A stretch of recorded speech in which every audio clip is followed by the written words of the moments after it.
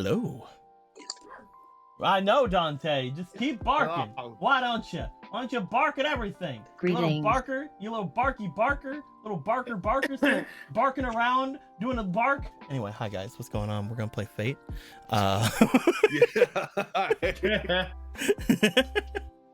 How is everybody? Good? Good, all right. I'm doing all right. Good. Good. I'm glad. Good. I'm glad. Listening to you scream boosted my mood. For those of you who do not know, which is everybody because I haven't said it in a stream, there is a beetle in my room that I'm not afraid of. I'm not afraid of the beetle. I don't, he's fine. I think it's a beetle. I haven't got a good look at it, but I'm pretty sure it is because when it flutters its wings, I can hear it. And whenever it touched me, by the way, it thudded against me when it hit me. So I'm pretty sure it's a beetle. But there's a beetle in my room and it's flying around doing its thing. And I don't know where it's at, and if it jumps out at me or I hear it like too loud, because like if I hear it too loud, that means it's near my microphone because I have noise canceling headphones on.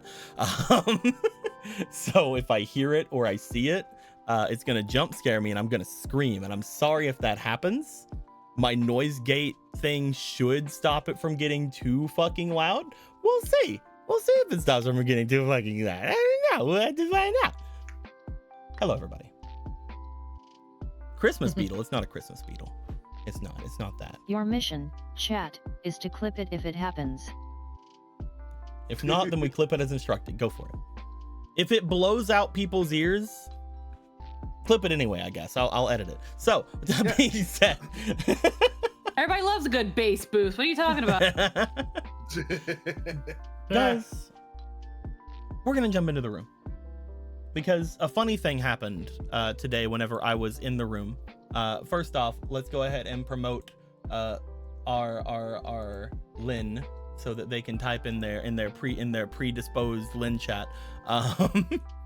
But funny thing happened. I was adding something to the little gamba area. I was adding something to it, and then I did a couple of test draws. And when I did a test draw, I drew something out, which, by the way, I'm just going to shuffle, make sure it's there. I drew something out, and when I drew it out, it disappeared. And I'm like, what was that? And I tried to look and see what it was, and I couldn't figure it out. But usually when it disappears, it means you can't find the asset for it. So I went in and I looked at every single thing that I had in here. And whenever I did, I tried pulling each of them out and seeing what thing didn't disappear. And everything worked except for my Yamato pieces that I had in here, because again, there are some pieces of the Yamato in here, and if you get enough of them, crazy bullshit happens. But I was doing that and I was like, oh, the thing doesn't go down, it didn't show up. So I had to go and replace the vector that I had for it. So I had to get all the things out of here and then throw them in the other area. Because of that, I now know the exact numbers of all the different Yamato pieces in each of these things, so that's pretty cool. For example, because they are so rare and so important and so for example, there is only 2 in each of the things here. I believe one of these 3 has 4 in it. One of these 3 has 3 in it, and one of these 3 have 2 in it. I don't know which one is which though. But yeah, pretty fun, pretty good. I replaced the vector image, so now we have the new vector image in it. But yeah, very fun, very good. Obviously, for one of you in particular, you're not going to be trying to roll gamba for it. You're just going to be trying to get like enough of the coins to get it. But I don't know exactly how many coins you have currently. You have 156 coins that are never going to be used, and that's fine. I've actually debated, Squeaky, on letting you, because I know that you don't like the karma cards or the karma tokens. I've actually debated on trying to figure out how many coins to let you exchange karma tokens for. I don't know how much to do. I mean, it, I'll use a karma card for 10 gifted subs. Oh my goodness. So, I want you all to understand this right now. Squeaky will never use these. They will never use these. They will sit here on their desk forever. The fact that they will use one for any of this is crazy. That being said, there was one that was drawn last time, correct? Somebody drew the ensnare, I believe. Hi. Yeah, it was Lynn. Yeah. You got the bad effect, which means the next Lynn uses cards. which means the next status effect or damage you take is unavoidable. Luckily, you're not fighting the boar because that would be crazy. But yeah, I'm down to exchange these for. I'm down to exchange these Go for coins. monetary value. But yeah, I have to figure out how much is fair because each of these obviously are worth like the collective of around $60, right? So like I can't just be like 60 tokens because that would put Go tokens at $1 a piece, and I don't think that that's correct. Well, when it comes to the donations, how much does $1 get? If someone wants to donate $1, how many Go coins does it get you? Well, if we go over here to the donations, $5 is 1 Go coin for each player. So I guess technically it is $1 per Go coin. But Yeah. that's mostly just for the fact of like the Go coins themselves are meant to be a resource that everybody gets at the same time, which is why I had it up in the level it is. So I could just have it be where each of them are at the same time. I could just say that each of these are 60 Go coins and just leave it at that. Like I can give you 60 Go coins for one of these. I could easily do that. And for you in particular, I feel like that would be a lot better for you because again, you don't like using these. You don't like using the karma tokens. I do we did show this with Anthony, but it is up here in case anybody like doesn't know this. But especially for you, Squeaky, there are other uses of karma tokens. You can use them to give your allies and yourself an extra action in a turn. You can roll 2 dice and keep them, and then allow yourself to change any rolls to the rolls on those dice, which is what Anthony used them for. Just getting guidance tokens. I think a while back I used a karma token for that. Yeah, I feel like that's one of the more fun things to use it on. That's one of the things that used to be a karma token itself. Like the ability to do that just used to be a karma token. I also like Go coins because I have 156. And you need to get the Yamato. I also don't use these. It's true. Because I also don't use these. But you like having big number of them. Yeah. Big number equal funny. I kind of just like hoarding these. Yeah. But yeah, we could definitely do Big that. number's fun. Like if you ever wanted to do that, I could give you just the 60 Go coins, and then at that point, you're basically doubling your Go coin amount by getting rid of all of these. Well, over doubling, because it'd be 180. Yeah, it's 180 plus the 152 that I have. That brings me up to 332. Unless you want to keep And then all one in people have case to do somebody is gives keep you getting subs. me these karma tokens, and I can convert them into Go coins, and that's And then how you we can get loophole the system. Yamato. And that's how we loophole the system. Oh geez. One day I'm gonna just make it to where any of the splations can also give them to you, and then just nobody's ever gonna use anything. They're all just gonna try to get the Yamato, which is what I would do if this was a thing I would doing, because it's so funny to get just the idea of getting a. I've shown you guys what the Yamato pieces look like now, right? I haven't shown them. I've shown you guys though. Chat's asking how much is the Yamato? 2,000. Look at the little Yamato 2,000 token. Go coins. Look at the little broken Yamato piece right here. Look at him. Yeah. This is the new vector for it. The old vector for it was a lot worse. I think I did a lot better with this one. Yeah. So all people gotta do is donate specifically to get me Wonderful. karma tokens so that I can convert them into Go coins so that I can get the Yamato. I'm not seeing the money anyway, but I do want to see that Yamato. I mean, we Geeko still needs have money. I need the Yamato. we still have a thing here. I have the Yamato effects. It's right there. It's in this little bar here, and no one knows what it is. What's the point if I don't have the Yamato? Valid. Get to it, chat. As a code 200 black. with an asterisk. That is true. It's 2,000 with an asterisk. Currently, it is down, I believe. Let me go check on the Yamato list because I actually have been lowering it every game we have, and that includes the other games as well. At the end of every game we do, I roll a d6 and I lower it by that much. So currently, the Yamato is at. Currently, the Yamato is at 1942. So there's that. Yeah, because you've also been canceling a lot of games, so it probably would have been at 900 by now. 1900, I mean. Yeah, probably. It probably might have been lower at that point. Like if I get a lot of sixes. Yeah. What a steal! I know, right, Kreb? That being the said. Oh, actually, hold on. You just reminded me of something. Yeah, contribute to my Yamato fund, guys. You just reminded me of something, Kreb. Let me go and check. Point is give us money or something.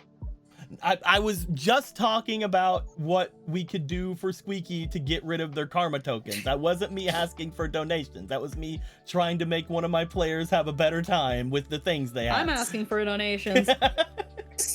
If not, I mean, I'm holding a donathon on. If not, I'm holding a donathon on Saturday. Oh yeah, what's your donathon on Yeah. Saturday? But I didn't notice. What's your donathon? It's gonna be a 24-hour donathon. Oh right, you did say you were doing a 24-hour. Yeah. Oh heck yeah. It's an affiliate anniversary. It's kind of a big mishmash into a big 24-hour donathon. Mm-hmm. Oh wow, that's cool. I hate that my 24-hour, I hate that my anniversary is literally, at least it was last year. I don't know if I can switch it. Last year was literally on New Year's.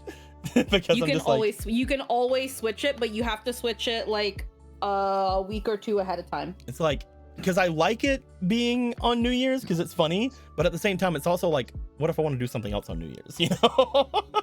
I will probably be there for some of it, but definitely not all of it. Mm-hmm. Godspeed though. Same. When it comes to it, like it's technically an off week for things on Sunday because like we're trying to do Horror Resort on the off weeks. We don't do brain work 5 darps, but we also just haven't been doing that because my brain hasn't been working. So I might be completely free on the Sunday as well if you keep going into Sunday. If I'm still coherent, yes. Yeah. Give Squeaky cards so she gets more money. Exactly. That's how that goes. Give us cards so our artists get more money. Give us cards so Kreb gets more money. Yes. That's the dream right there. Give us cards so we get more art so Kreb gets more money. And Den gets more money. And Lindo gets more money. And Demon already gets more money. Everybody gets money. That being said, I was just trying to figure out the karma card thing. It's one of the things I thought about earlier today, was potentially letting you trade these in since you don't ever want to use them. And I do want you to have fun with the things you have. That being said, who wants to tell us what happened last time? And if you want to give me money, buy me a pass in Star Rail. That's true. I don't know what that does because I don't play Star Rail, but if they give me more money to play again, I might play it again. Because I made $80 on that one stream that I played from Star Rail. I made more money from Eggy. Thank you, Eggy. I appreciate you. But I made 80 from the Star Rail peeps, and that's pretty fun. That being said, who wants to tell me what happened last time?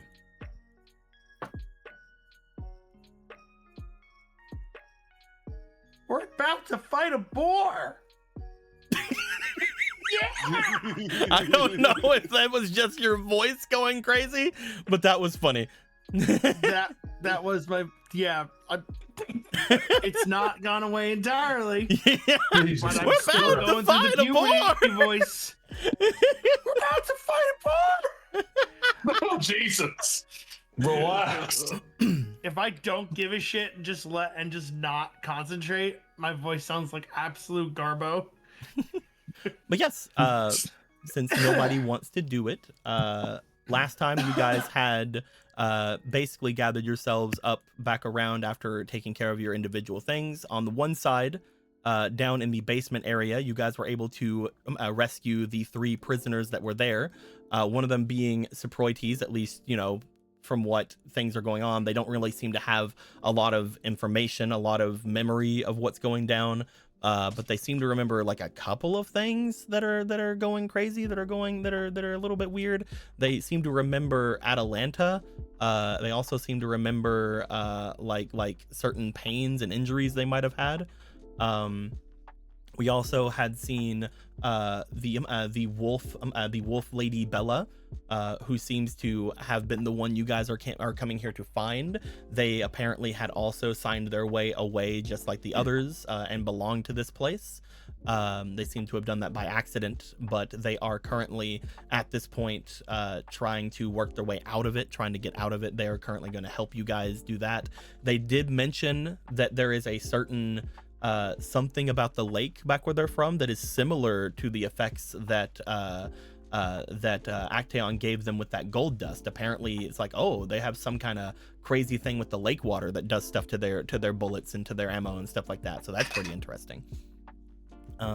And finally, we found this person who is a person that works here. Apparently, they were here when the other person was here. The other of the names you guys had found was around. They apparently disappeared and brought them into the thing instead. This person works for the Coliseum, but also works for a place called the Dreamers Traverse. Tell your friends, and have given. If I may, real quick. Mm-hmm.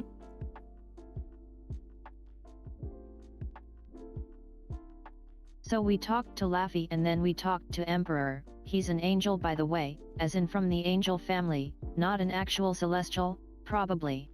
Then we talked to the redhead who got shot put across the city by the boar. The Emperor is and an now angel. we're going to fight the boar. Also, Stray went downstairs and brought a girlfriend back with him, and we've all decided that's okay. Mm-hmm. The Emperor is not a angel. That right, was Emperor the is Fuyuki. yeah. The he's a angel Fuyuki, is not an Xavier. angel. Carry on. Yeah. But yes, as you guys had been given a coin that apparently will allow you to go to the Dreamers Traverse, tell your friends. You guys got the 3 of them out of there. Actaeon handed over their bow to Saproites to attempt to let them have something to maybe remember things by. That was the bow that they were given by Saproites, so hopefully things will go well there. However, the thoughts in their brain is, we need to have these 3 help us during the boar fight so that they can get out of their contracts, essentially. Whenever they came out, the others were talking with the person that wants to be called Emperor while inside the Coliseum, but their name is Renji Fuyuki. They were essentially from what they can have gathered, they are the master of Lancer. They know of all of you coming here and they should be pissed at you. However, you guys did something before coming here that made them more amicable to you. Instead of immediately coming here and going after them, where they would have potentially been mad, you guys took out an assassin first. You guys took out the Hat Man, which they seem to be very happy about. They were very happy you guys had stopped and did that first, and as such were more amicable to talking to you guys. They said that obviously you guys can come in and fight, and they would be more than happy to fight against you. However, the fight is not going to go in either of your favor. If you guys end up fighting them and winning, then obviously they lose all chance they have of their stuff. But if they even if they were to win, they would spend resources on fighting all of you, and if you're strong enough to take out Assassin, then they know that they will at least spend some resources on you, which will immediately make them weaker than the other people in the war, and they don't want that. So they told you, if you really want Lancer, if you really want to keep him, then they're fine with that, as long as you give them a reason to think that Lancer is not going to immediately attack him. As well, if you wanted to, you guys could go and take on the one person he does not want in this area. He wants you guys to take out Assassin. In particular, you guys believe he means the devil, that one of the assassins. That being said, if you guys can do either of those things, either take out Assassin or convince him that that Lancer is not going to immediately kill him as soon as he uses his last command seal, then you guys can have Lancer without him really even doing much about it. He seems to be like, I don't need Lancer anymore. I have something stronger in my arsenal, so he is fully ready to hand that off if you guys need it. He's also weary because you guys did bring up the idea of, hey, you could just use your command seal to make him not do that. And he's like, the last time somebody in his life gave him an order, he still went back and tried to kill them. So he's relatively like, I don't think that's going to work on this guy because of some of his skills. And he's also like, if I did try to fight Lancer, I would probably be able to win, but he's a Lancer, and Lancers are really hard to deal with that battle continuation. All that being said, that is essentially his offer, is you guys can come here and fight in his arena. If you guys do choose to fight anywhere here, it better happen in the arena. Otherwise, things will get messy. He wants you guys to show him respect, call him Emperor while he's here. He mentioned that he is much more hoping to be straightforward with this. If it was up to him, this war would not have lasted more than a week. But now that he has to play this game, he is ready to go through things in the fullest. You could either fight him or do what he said and give him aid in order to get Lancer. That being said, you guys have all decided to think on what you're going to do with him. Currently, he is just sort of sitting off in the stands watching what's happening. You guys chose the people who are going to be going in to fight. You guys are just going to be going after the Caledonian boar here. After you take on the boar, apparently you can decide to take him on if you want. Up to you. But as you guys were getting things ready, a Lancer, a different Lancer had shown up at one point, calling themselves Gladiator, and has said, no, I gotta fight the boar. It's me. I gotta do that thing. You guys were able to convince them to give you guys aid instead, and hey, maybe you get the last hit, and whoever gets the last hit can say they beat up the boar. And she seems relatively okay with that. She seems very much like she wants to attempt to do that. Most likely will be knocked out of the arena again, who knows, but we'll see how things go with that. With all that being said, the big things that happened that time, I believe, have been gone over. If you guys have anything else you want to bring up about what might have happened, you can. But I think currently we're just going to be making our way over and fighting our way to the boar, seeing what's going to happen both in the Coliseum and in the Coliseum stands, and see if you guys can take on this mythological challenge. I believe Ami caused Lafayette quite a lot of brain pain. That is very true. Yeah. By the end of things, Lafayette was not having a lot of fun with his quote unquote boss when it came to Emperor. Apparently he used to be his boss. The idea that Lafayette was able to walk out of there, he seemed to walk out with Ami. Ami's like, yeah, sure, whatever, and walked out with them, only to return like a minute or two later, leaving this man's basically like, somebody was here, I was with someone, I was happy. Where did it go? He deserves all the brain pain. I was happy. You were a little too happy. He was a little too happy to have what he thought was a schoolgirl next to him. Yeah. Lafayette, kind of not good dude. Who would have guessed? He's a bad man. Who would have guessed? The first man you guys found who was like waving around a gun, trying to murder you guys, was not the greatest guy. Sorry about that. But hey, who knows? Oh, also, yes, that is very true. One thing that I did forget to say is when it comes to Gladiator, apparently they were told, or at least have a feeling, that if they don't kill the boar, something bad might happen. So, you know. They then follow that up with something bad in question being that they didn't kill the boar. Like, well, they seem to have a feeling that something bad will happen if they don't kill the boar. I fail to see why that's my problem. Exactly. I'm going to kill the boar. You're gonna murder that boar? You're gonna take it down? Either that, or I'll just be like, it is now my pet, and I will command it as such. Look at this giant pet. Incognito in the city. You guys make your way inside. As you do. Currently, looking around at everything in this area, looking around throughout the arena itself, there are cheers coming from the stands where you see, at this point, hundreds of people off and about. Some of them look like regular citizens that have either been trapped here or have wandered into here. Some of them look like they are the Grecian people that you guys have seen throughout the areas with their robes and with their other things going down.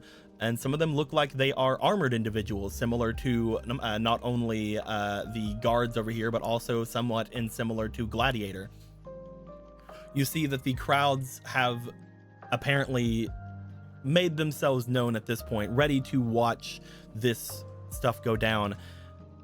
Easy to pick out in the crowd, obviously, is still the Emperor. He is currently off by himself over in one of the areas of the stands, looking down at everybody, sort of like watching through, a look of somewhat amusement on his face, but also a bit of disinterest, as he knows that the actual boar fight is not going to happen for quite a while.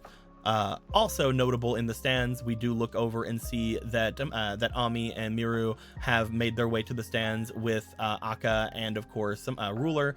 Over with them is the Deep Hunter, who is just sort of watching down, seemingly with interest toward everything.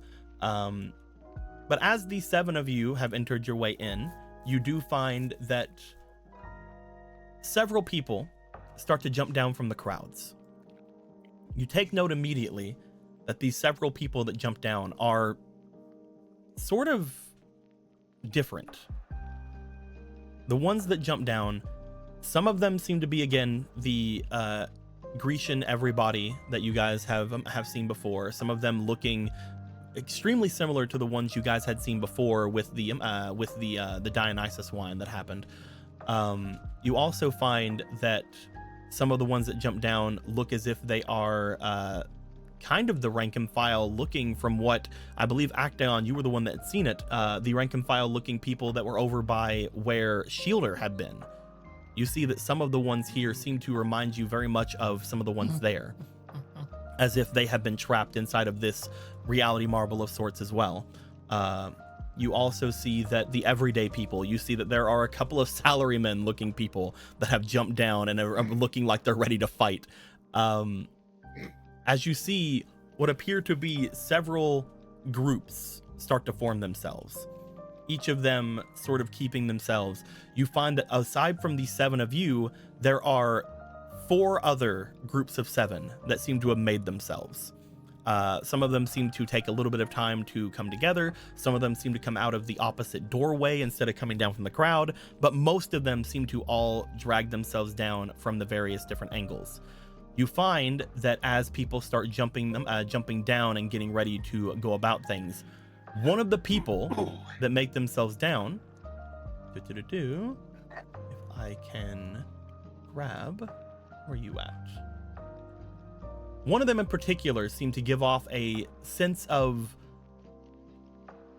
sort of maliciousness that you guys cannot clock from the others. In particular, looking over toward both Michael and Nikolai. Thank you very much. My brain was not working. Specifically toward Michael and Nikolai, you guys see something jump down ahead of you that give off a sense very similar to the sense you have as masters. As you see among the crowds of people, this figure jumped down. What appears to be a bloody man in a mask, seemingly looking off toward the crowds of people. As he stands there and goes over toward the group of salarymen, it seems, he seems to give a look over in all of your directions, and oddly enough, to Nikolai and to Michael, you feel like you can tell, looking at them, sort of them communicating in some way. I would like for the 2 of you in particular, since you guys are the masters that are here and you guys are the closest ones to it, I would like you guys to please roll me for your instinct, please. All right. There's something I need Actaeon to roll for as well, but we'll Here do we this one go. first. 13, 6. 18 plus 2 equals unnatural 20. Unnatural I 20, got and what did you 16. get, Michael? 16? The both of you will feel this. They seem to be giving off a feeling of amusement in your direction.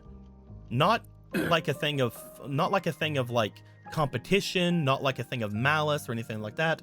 They seem to be staring off at your group in particular with a bit of amusement. They seem to be focusing on you. Despite not seeing their eyes, you guys can tell that they are staring in your direction.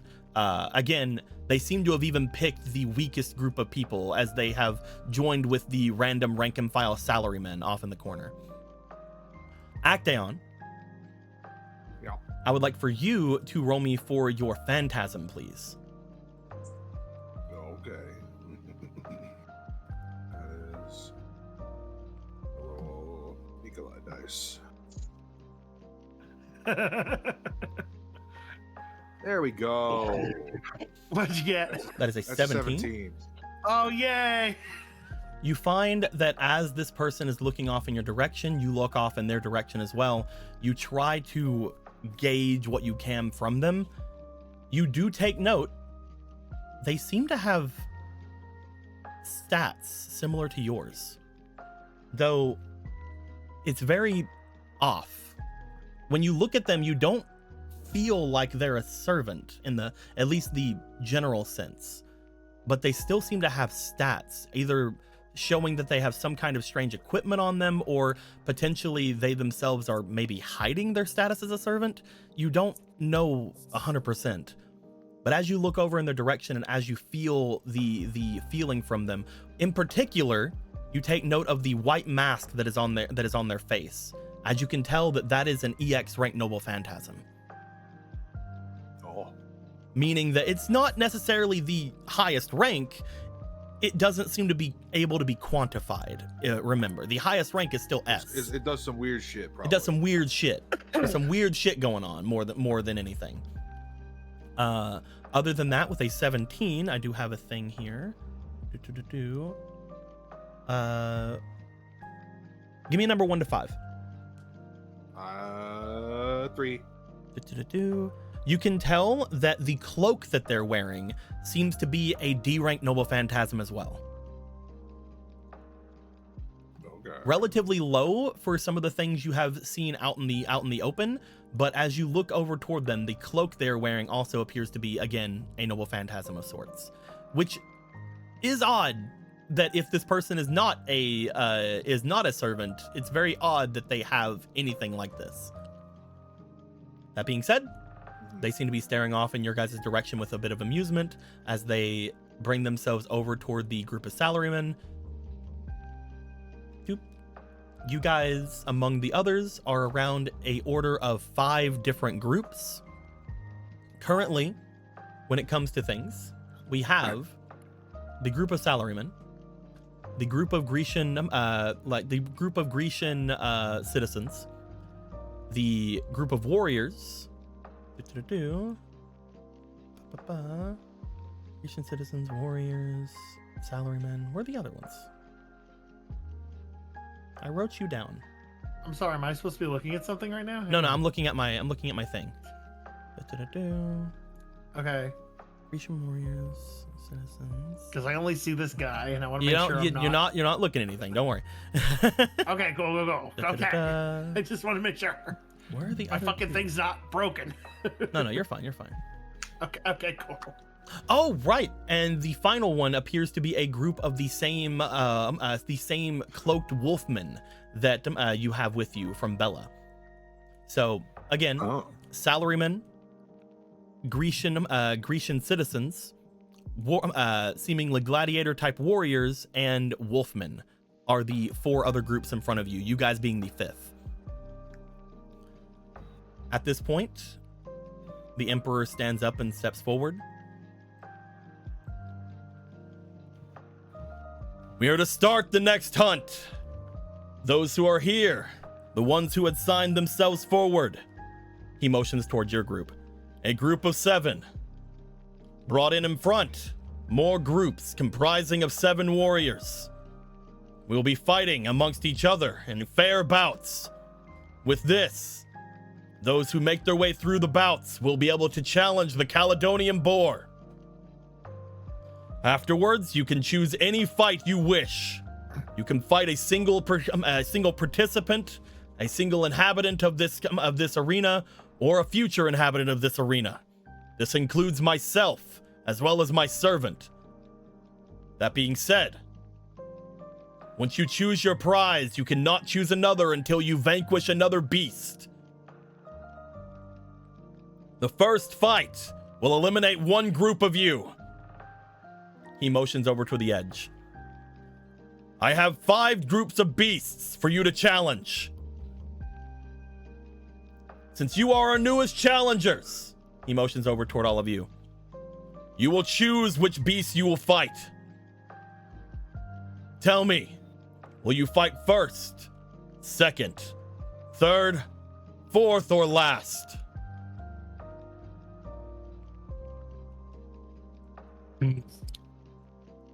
Oh, in terms of rotation. Okay. Wow. I'm not sure I understand how. Basically, he's saying you can rounds work. choose to fight against a group of beasts. These group of beasts are going to be dependent on which time you're going to be fighting. Are you going to be fighting the first group of beasts, the second group of beasts, the third group of beasts, the fourth group of beasts, or the final group of beasts? And whoever gets through this, you guys will basically have one of them, one of the 5 of your groups be eliminated. Well, he'll let his masters decide.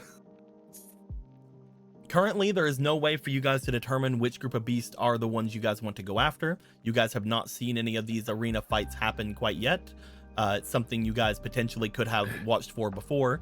That being said, when it comes to the 2 masters that are here, you do look off toward the large gateways at both sides of the arena. If you guys would like to think of anything you guys might want to do or might want to attempt to try to get an edge here, you can. But currently, choosing 1 to 5.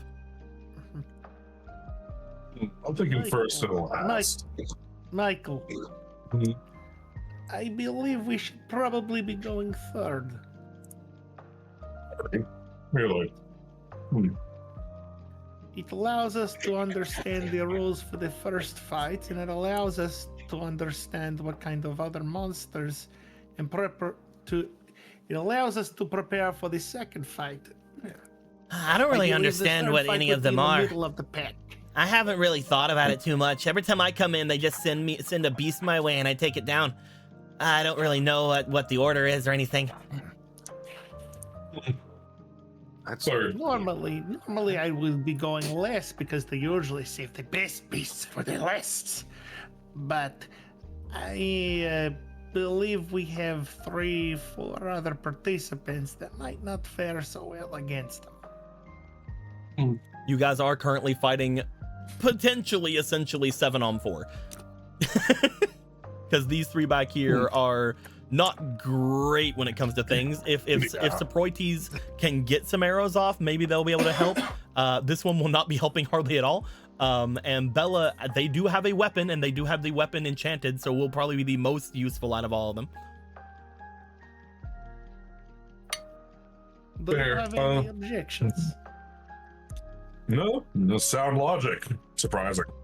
You guys just want to go You mean for the third? surprising? I am That's not. I didn't say anything about that. We're going third. You find Third it is. that as you call out third, looking over at the others, you see that the salarymen seem to take the final bout. The Grecian soldiers / the Grecian citizens take the first bout. The fighters, the other warriors, seem to take the second bout. And finally, the wolfmen will take the bout right after you. They will take the 4th bout. Upon you guys doing such a thing, the first bout comes out in front, which appears to be a lot of wolves seemingly coming out from the different sides. As the Grecian fighters go after them, you find that the wolves themselves seem to be somewhat able to hold themselves, but upon looking to them and upon seeing what's going down, the first thing that happens is that when the wolves come out, they actually start making their way toward you guys at first. As the wolves start making their way toward the those of you, I would like to know if you guys have any ideas or anything you'd like to do to try to dissuade the wolves from going to you, because they seem to be drawn to you for one reason or another. Who could say why? Really? Gee, I fucking wonder. Could be anything. Could be anything. Could be so many different things. It must have been the wind. Can't wait for it turns out that it was like Actaeon because he smells like beer. I mean, that's what I've been insinuating. That's probably one of the reasons. Okay. There may There's also also be a fucking werewolf in your there's also a werewolf true. there. There's also one other thing. Yeah. the fact that wolves don't like a certain person. I don't know if I have anything that could make Saproites. anything but more eager. Oh. In the backstory game, they Oh, hated yeah. Saproites for some reason. That's Oh yeah. That being said, Shit. do you guys have any way of dissuading them? Anything you guys want to do, or do you guys want to try to leave the arena? Do you guys want to try to do anything in particular? So hang on a second, because I have these little magic spells called ice and stone. I want to know if I'm able to make a wall. You can try to. Yeah, surround definitely. us. Maybe not to completely surround, but one to definitely dissuade. You can do that. You can do so. Roll me for your ability. Or wait a minute, can I make a? If I can't make a full wall, like a partial wall to lift us up, to prevent them from like Making like coming a at stage us, would be underneath? Too high for them. Probably, yeah. Yeah, you can do Yeah. something like that. Sure. Okay, Roll me for your let's do ability. it. Okay, cool. I will take one of your mana away for doing this. That's cool. And I will use 3 of these because you can never be too fucking careful. Best be safe than sorry. Ooh. Hell yeah. +4 on your already 4. This is gonna be a +8. Roll me that ability. Oh wait, I'm hang on. I'm pressing E. I was like, wait a minute, why isn't it going up?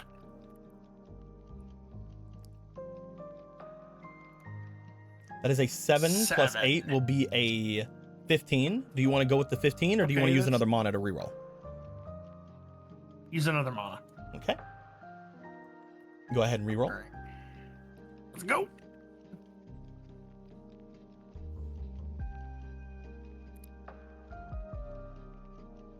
That's an 18. Hey! Nikolai, you literally look over. You see these things coming towards you. You see for a second that they seem to be like focusing on a couple of your allies in general. You find that immediately the gladiator looks like they're ready to fight, but you sort of bring down your hammer onto the ground. As you do, a circular platform appears below you, made of earth and ice. As you guys rise up slightly, and sharply enough that it does dissuade the pack of wolves from coming in your direction. They seem to be more cautious about you and seem to at that point be steered away by their handlers going over toward the other group. You have stopped your team from having to have any of their resources wasted at that point. At which point the Grecian citizens begin to fight against the wolves. It doesn't end well.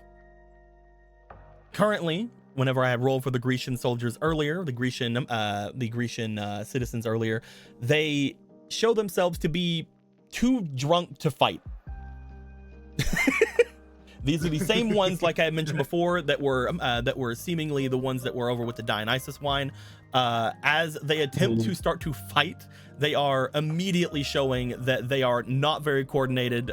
They show themselves to immediately be overwhelmed, and as the wolves go to them and begin to fight them, you see that the wolves immediately overwhelm them and begin to start to tear into these people, at which point the guards do make their way over and seem to break up the fight prematurely. It looks as if the Grecian citizens are immediately disqualified. Whenever I rolled for them earlier, they got a 2. Anyway, Yes. I see. they got a 2, you see. That being said, the second fight seems to make their way out, as you see the I believe it was the warriors that would take this one. As the warriors make their way out, they do show that what appear to be a group of several lions making their way out from one part of the arena. As these lions make their way out, there are less of them, but they are much bigger than you would expect lions to be. One of them in particular is much larger than the others. But as you look to it, it seems like the lion itself, it seems like the lion itself seems to be like almost ravaged in a way, as if it just came out of a fight. You see that there is a large scar going down a part of it, and you do note that the warriors on the other side seem to basically at that point like be sneering and very happy. As they do, you find that they most likely chose the second fight because they knew that the lions would be the fight. As the warriors themselves seem to take on the lions with relative ease, the final lion, the one that already looked injured, seems to at that point be circling rather widely outside of the range of them at the moment. I would like to know if there's anything that anybody would like to do. You guys can allow for the fight to just conclude. If you guys have anything else you'd like to do, you can. I want to study the lion's movements. The lion itself seems to be at this point being very cautious. As you look to it, it is not hard to see that this lion is, out of all the ones that are there, it seems to be the oldest one. It seems to be the wisest one, but also, again, the most battle scarred and the most, at this point, probably injured. As this lion is sort of encircling the people that are there, all 7 of the opponents are still there. Only one of them seem to have sustained any major injuries from fighting the lions.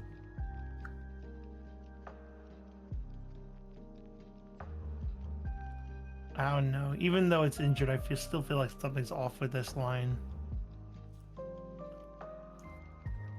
You guys want to, at this point... the fact that it's smart is giving me like, you know, hey, fucking watch it.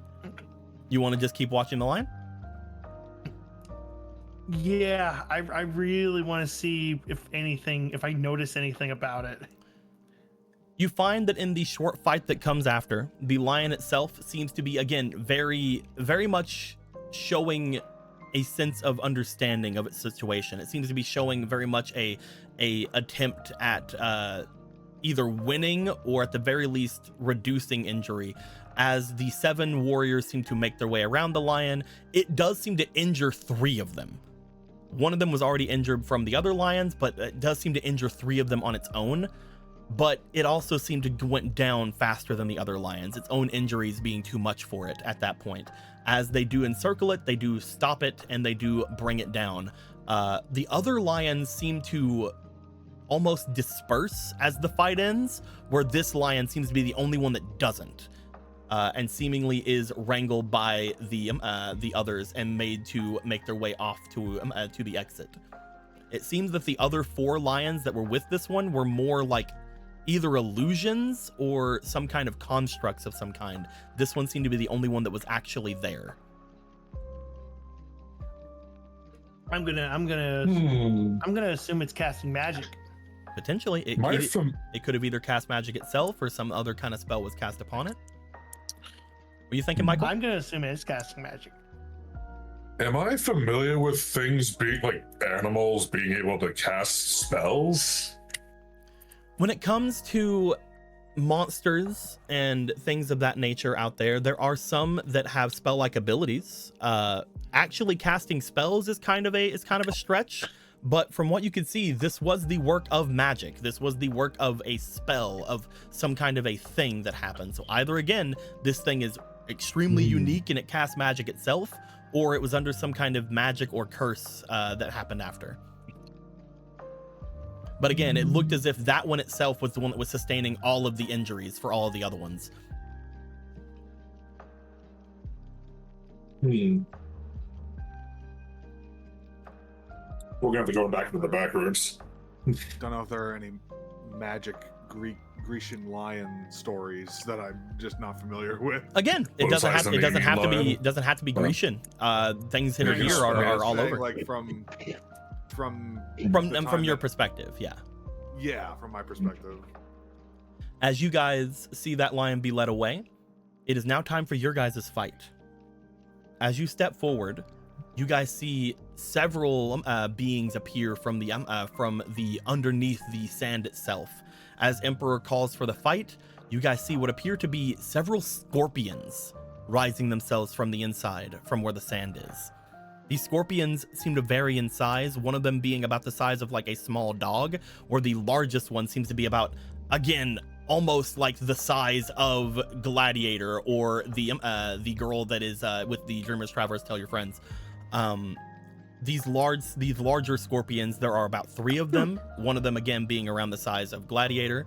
As for the smaller ones, there are about 4 of them, so there are about 7 in total of these things. As they start to make their way to face you, once again, we're not going into actual combat here. We are more trying to see if you guys have any ideas on what to do to stop them or how to interact with them in any way. I would like to know, is there anything in particular you guys would like to do to go after these scorpions? You could just be like, I wield my hammer and smash the fuck out of them. It looks like that's basically what Gladiator's entire thing is about to be. But if you guys have any other things, go let me know. I have a question. Of course. How far does my ice reach? If I were to freeze the ground, how far does it reach? Currently, when it comes to your ice spell, it is a range of 2 plus whatever kind of thing you're using. So I believe the thing you would be using for your stuff is your armor, unfortunately. It's the only magical thing that you have on you. So at this time, it would only reach 2 hexes. I will make the hexes known for you so you can see around the size of where you're going. That's not true. He has a hat. That is true. I do have a hat. You do have a hat. That's true. My mistake. Currently, it looks like your magic without moving can go basically around like this kind of an area. Oh, that's without not moving. bad. Okay. And where are the scorpions in conjunction with us? You guys would have been moving forward to get into the actual arena itself. So you guys would be around about this area. I'm guessing at this point, the 3 that would be actually fighting potentially would be surrounding the ones that might not be doing much fighting. And the actual scorpions themselves, there would be like, again, they would be coming up from the ground. So we'll say like one of the larger ones would come up here. Another large one would come like down here. One of the smaller large ones would be like about here. And then we would have like the more teeny ones, which would be like boom, boom, boom. They're basically all over the area. And I'm going to assume the same would happen with stone, right? Stone, if we look on it, it is actually less range. It has a 1 hex range. Ah, I see. Okay. Just to give don't... you your thing as well, let me bring it over here, because you could go up to 2 squares away. So it'd be like about there would be your range if we put you in the center of like a hex. Boom. Okay. And again, this is less of a doing damage fight and more of a how you're going to deal with this threat and see if these things are going to do any damage to you kind of thing. I could try to use arrow to lift them off the ground to make them easier to hit for people. You definitely could. Making something get lifted up would mean that they would not be able to go forward onto people and would make it a lot easier for anyone to at that point either aim at them to take them down or take them down themselves. Go ahead and at that point roll me for your magic. Okie doke. Do-do-do. Okay. We will see how many targets you can hit with this and see if they have any kind of ability to go against you with this. That That's will be not a 5. anything. Do you have anything Plus- you'd like to do? 5 plus 3, that'd be an 8 altogether. I would say at that point you could maybe lift up one of the larger ones if you'd like. Sure. Okay. You Wait. guys see Actaeon bring their hand out. Mhm. The scarf on them seem to What are somewhat. these? Go What are ahead. these? Ghosts. Those are boasts. Basically, Those are boasts. this is something you have to do whenever you're about to go into going for stuff. If we look over at the boasts themselves, hype yourself up or others up, explain an action, then roll the check. If you succeed, do one of the following: either gain an auto success, gain a guidance token, gain 1 guidance token per player, gain 1 karma dice per player, gain favor with a person watching, or interrupt a narrative event. If you wanted to use this to gain anything like an auto success or a guidance token, you have to use it beforehand. Basically, think like I don't know if you've played like Fable. Think like, I can do this with one hand behind my back kind of thing, you know, like basically a boast, like, I'm great, I'm so wonderful, watch me do Okay. this flip, hiya. Gotcha. But yep, we will see that Actaeon would have their scarf seemingly like wish around them. They put their arm out as one of the larger of the scorpions begin to rise up off of the ground. Michael and Nikolai, do you guys have anything you'd like to do? And You first. no, I'm just sitting here like can't do much without mana. Okay. Then I Mm. will Oh. use enchant Going on to my enchant? hammer. You're gonna enchant your hammer with some ice. Yes.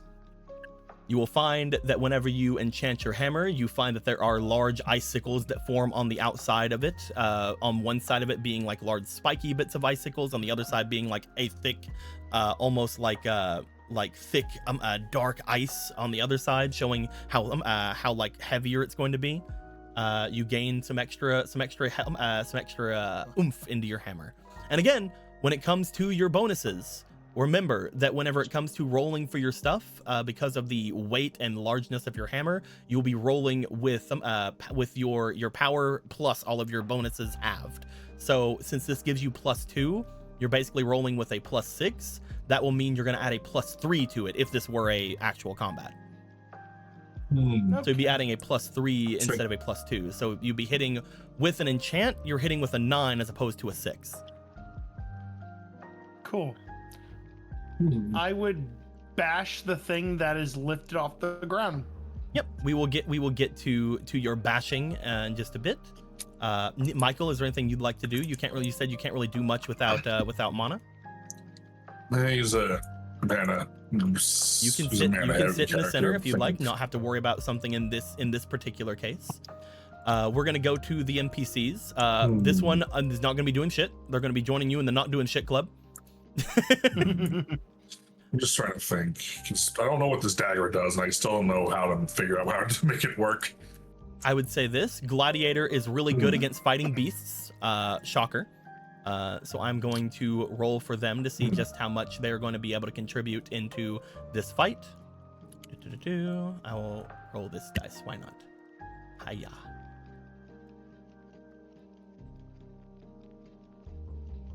That is a 6 plus their thing for their favorite enemy bonus. As well as their power. They're going to be going after and taking on one of the larger ones themselves. They are going to go after one of the ones off in the top left. That being said, we're going to go to Saproites. Saproites, do you want to roll for Saproites? My boy Eric? Sure. So, I need 2 rolls from you. One is going to be if they do anything at all. Okay. So go ahead and roll me a dice and see if they are going to do much of anything. I need on this dice, give me an odds or evens before you roll. Evens. Okay. That's an even. They're going to do something. Even. Hey. They're going to try at the very least. Go ahead and roll me for their attack.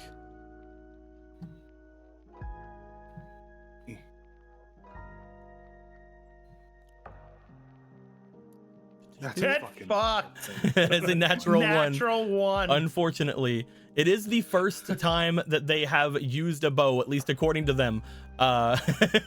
They bring their bow out. They look over toward where the scorpion that is lifted off the air is. They seem to aim for a second, and then for a moment they seem to hesitate a bit too long before Nikolai just goes and takes it down. And finally, we're gonna I have. thought you were gonna be like, the bow breaks, snaps her in the eye, they take 1 damage. We're gonna have Bella go and do attacks. They are, out of everybody here, they're the most modest of all the fighters. They are most likely gonna try to take on the little ones.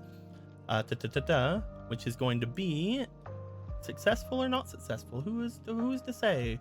Who knows what's gonna happen? I don't, because I haven't rolled for them yet. That's a 12 actually. They're going to get the bonus from the gold as well, because these things are considered spiritual. As well as, oh, they have, hold on. They have overwhelm with their weapon as well. So I'm going to roll for that.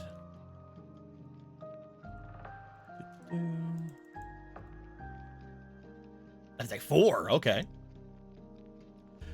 You find that as everybody is doing their thing, Bella seems to aim toward the smaller things as they start rising up and immediately begin to cross off the smaller threats. Out of everything that has been done so far, at the very least, these are all gone. That being said, we still haven't had Nikolai actually roll for their thing. So I would like for Nikolai to go ahead and roll me their +9, please. Gotcha.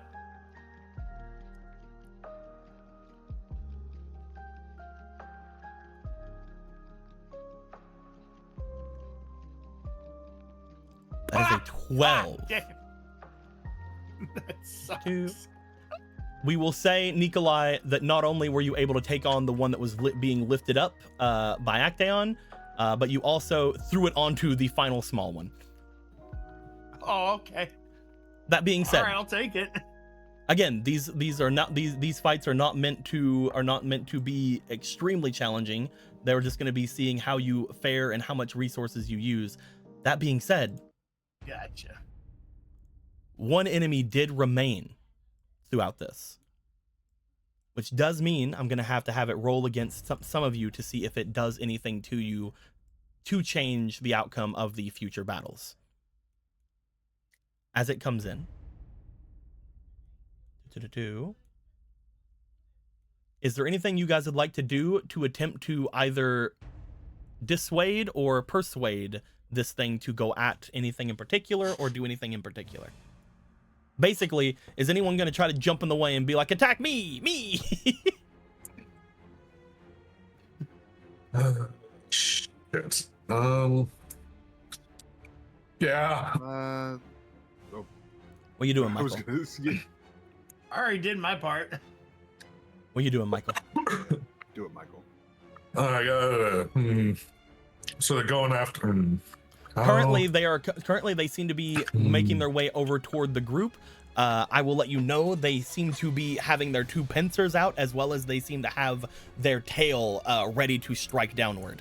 It looks like they potentially could hit you guys with 3 different attacks, which means they could potentially hit up to 3 of you. Whether they will, who knows?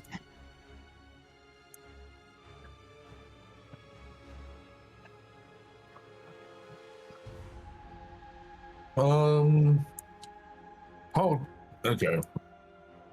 If I distract it, I also have to try and survive it. Potentially, unless it rolls like ass, but probably isn't. I have a 14. How can I distract a scorpion? You also don't have to. I don't have any tricks in my bag for this besides the gun, and I don't want to waste the gun on a fucking bug. Okay. Again, there are several other rounds to come. We don't have to do anything. If you don't jump in the way, then I think Stray's going to. What are you gonna do, Stray? Just try to make yourself a target? Yeah, basically. I would like you to roll me since we are dealing with a beast here, I'd like you to roll me for your charisma. You're literally just like trying to make yourself out to be a big threat or at least something in the way. Yeah. Sure. I think I'll do Nico.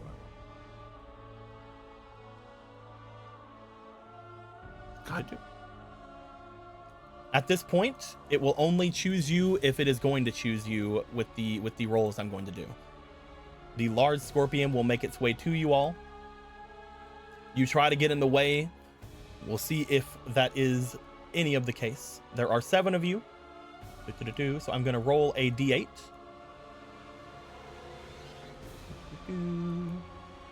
Where are you at, d8? There you are. I'm going to roll a d8 and we will determine the 3 attacks. And we'll see if that does anything to you guys for the remainder of the area here. That being said, the first target will be, if we go 1, 2, 3, 4, 5, 6, 7, and then 8 on a reroll. 7 will be, it will be Stray. Oh, okay, cool. It is going to choose to attack you. With its first attack will be a pincer attack. What is your current defense? Looking at your thing, it is a 12. 3. But I forgot defense was a stat for you. No, I meant your AC. My bad. It's a 12. How do I? Okay. Because if you look at your ether here, the number right here is your AC. Oh, right. Okay. Yeah. Forgot about that. It does not have any bonuses. It is just going to roll. It only has bonuses with its third attack. That is a 5. That is a miss. As it goes in for a pincer attack, it looks like it tries to slash at you to attempt to cause a kind of laceration or bleed, but you were able to get out of the way. The next target for its pincer will be a reroll. Will be Saproites.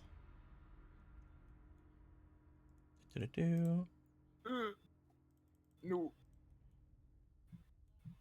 That is a 6. That is also not going to hit. Saproites, even in their state, just sort of instinctively gets out of the way. The final one, however, is their tail attack.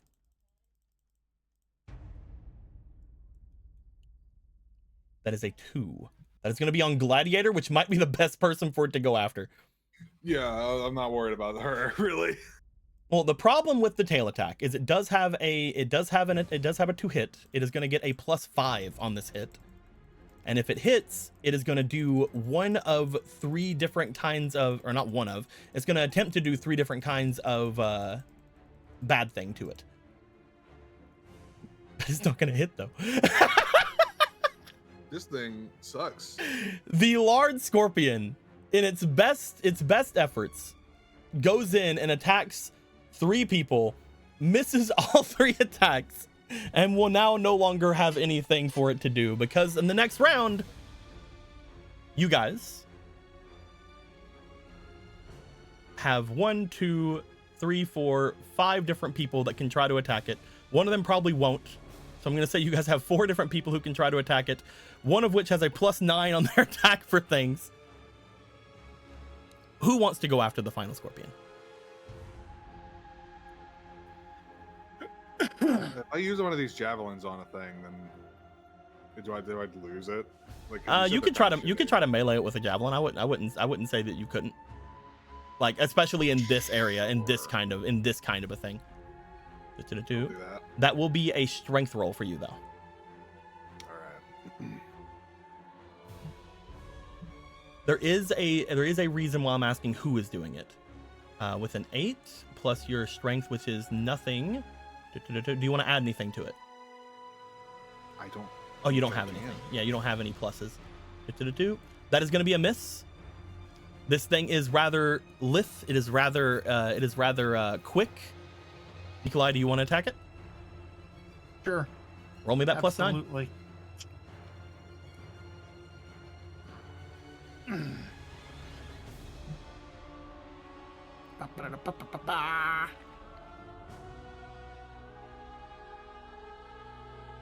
Yeah, okay. Yeah, we got it. We're good.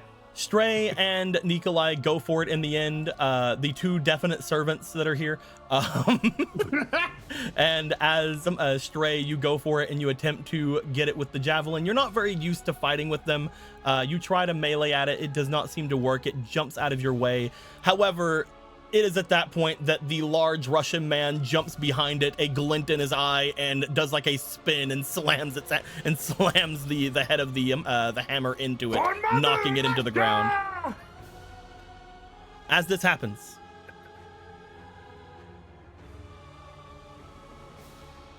congratulations. You guys took out the first group of things. None of you got injured from this. In fact, as you guys knocked this thing down, because Nikolai, you took on one of the large ones, Gladiator took on one of the large ones, and Actaeon, your levitation was the reason the other one went down. I would like for a d4 from each of you. Okay. I'm gonna roll the d4 for Gladiator. Ooh, okay. I got 2. You got a 1, you said, Stray? Yeah. That is a total of 6. What this means, any of the players that are here, this includes Ami and Miru as well, you have 6 mana to distribute among them. You guys seem to, whenever you take on the last of these spiritual beings, a bit of their energy goes up into you guys.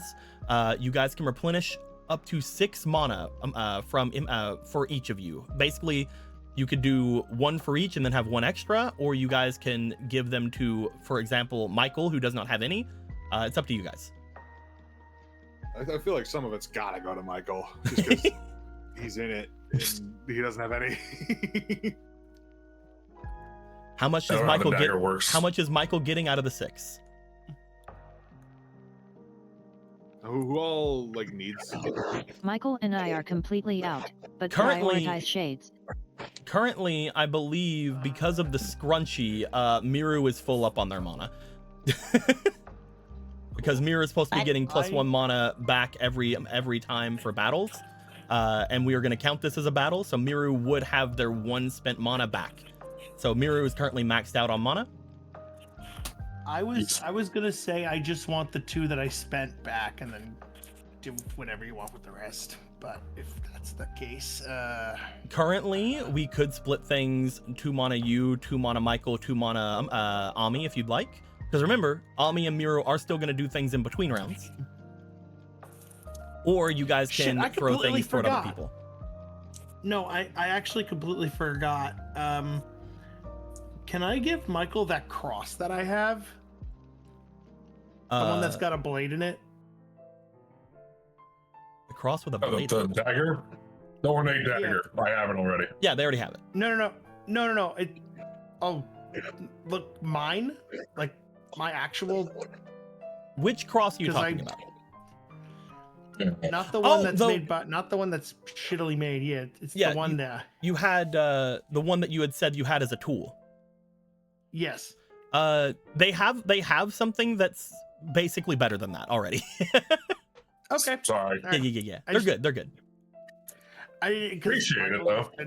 Because he said he didn't know how to use the dagger or whatever. I'm like, oh shit, maybe. Mhm. They have the So- ornate dagger that you guys found in the very beginning, that you guys had found in during your guys' backstory. They currently are holding that. It is ceremonial, which Gotcha. means that it is somewhat temperamental. That being said, it is only ceremonial whenever it is not wielded by a member of the church, which is, Michael. So you got they're good. They're fine. Yeah. Stab, Are we stab. splitting it 2 mana for Nikolai, 2 mana for Michael, and 2 mana for Ami, or are we gonna change it in different ways? I mean, I'm fine with that. I would just want the 2 that I spent back. That's all. That would Yeah, bring- I can- I'm That'll good bring with that. Nikolai up Yeah. to 5. That would bring Michael and Ami up to 2. Good. Here you go, Ami. Hmm. And finally, with it comes to the smaller ones, the smaller ones are either going to be giving you guys ether or they're going to be giving you guys karma. And currently, I don't think any of you guys really need the ether aside from Miru and Ami. Are these the numbers next to the spells, like are those how many things it costs to spend? The number next to the spell range. is the range. Is the range of hexes. So an arrow, it is a range of 2. That is true. You did use 1 spell, so you are down to 6 currently. And I used one earlier today when we were fighting assassin as well. Oh, okay. So you're down to 5. Cute. Gotcha. Okay. My bad. I So completely just forgot. every time I cast a spell, I use one of these. Yep. Unless it says otherwise. Unless, yeah. Currently, you guys don't have anything that costs more than 1 each, though. That being said,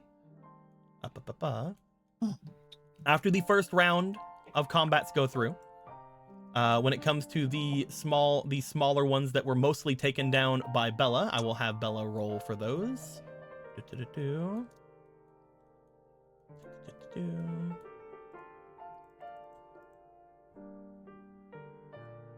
One for odds, that is going to be karma. So I'm going to give everybody a karma dice. Boop. Okay. Boop. Boop. Everybody gets an Awunity. Take your Awunities. In Awunity we trust. All right. All that being said, the scorpions are down. You guys take note that none of the scorpions that are here seem to stay. Unlike the one from, unlike the lion from before, these don't really seem to have much of the staying power. None of them seem to have been special in any way. But it did seem like they were difficult enough to where if any of them would have touched you, you guys would have gotten either a bleeding effect, a poison effect, or something else from the bigger one. But luckily, none of that happened. You guys are good. It would have been a really good time to introduce the bad effects over here, because you have distraught and madness and broken and frightened and blind and poisoned and cut and blinded and tired. But we don't I have would to do like that. to learn how to inflict these on bad guys. But yes. That being said, currently, we then go to the other rounds. While the other rounds are going down, Mira and Ami, B. you guys and Akka and Ruler are watching from the crowd. As you guys are watching, it does look as if your guys' teams are doing relatively well. Currently, the actual fighting that's happening does not seem to be between the actual groups of people, but it does seem like after everybody has fought, they do vacate the arena somewhat for the others to continue doing their thing. It seemed like in the beginning, at least both of you would be able to clock this pretty easily, since the others seem to have to deal with it themselves at the very least. It seems like nobody seemed to stop anything from interfering. The wolves going at your guys' friends showed that it didn't seem like anybody is really stopping them from doing anything crazy or doing anything rash. That being said, if you guys would like to use that information, you guys potentially could try to either aid your allies or go against the enemies in some way, or attempt to go and talk to any of the other people, the other NPCs that are here, to attempt to either figure out more about the rounds coming up or try to have them give aid in some way. What would you guys like to do?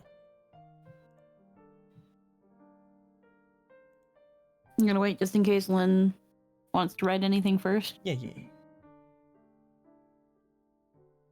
Also, I'm gonna get a little bit more of a. We'll do electric rose. I like electric rose.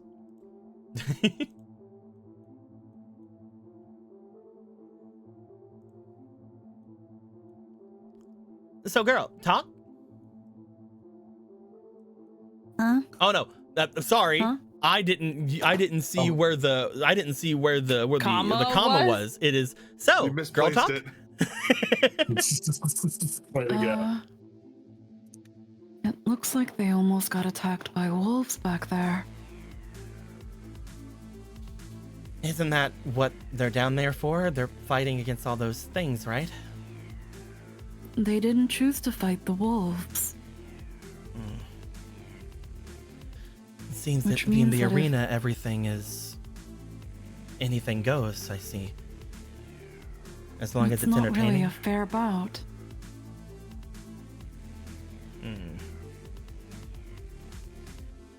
Didn't that Emperor guy say he wanted things to be fair inside of there?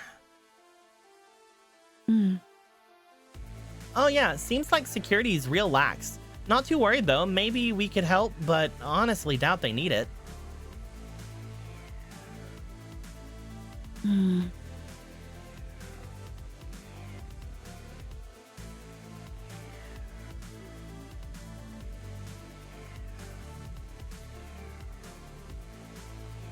Again, you guys don't need to help. You guys could also look around to see if you can gather any more information or anything as well.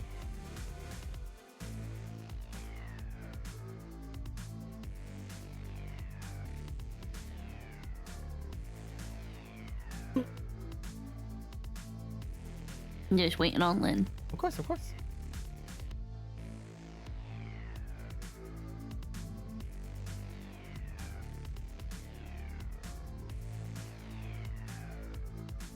Waves over Hunter, seeing if he notices. You do take note that waving over toward the Deep Hunter, the Deep Hunter would be a little bit further away than it seems to be on this thing here. He'd probably be like a little bit like into the other crowd over here. That being said, I'm not going to have you roll. You do find that as soon as you make a note over toward them, they do seem to clock you, looking over in the direction of the four of you before seemingly turning back toward the action in front of them. They definitely seem to notice whenever you wave to them or whenever you try to get their attention, as if they are keeping eyes over everything in front of them. Hmm.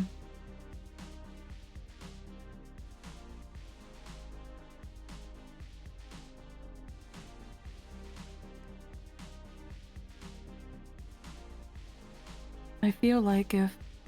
All right, not too unexpected. That one detects movement even from me. Oh yeah, it seems like a lot of like the more spiritual beings at least seem to notice you. Whether or not they know anything is different. Like you did see that when you were fighting Assassin, he seemed to notice you, but it was only whenever he noticed you that anything crazy went down. So detecting presence, but potentially still having little information.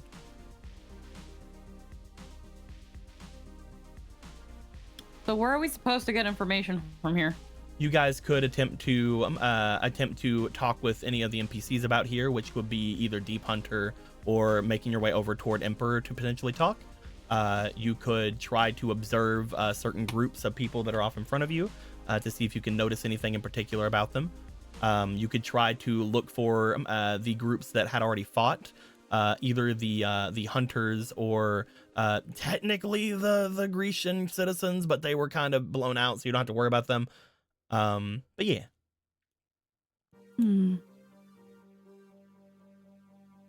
I feel like if he's trying to maintain appearances, it wouldn't look good to be lax on the rules. Somebody could get hurt.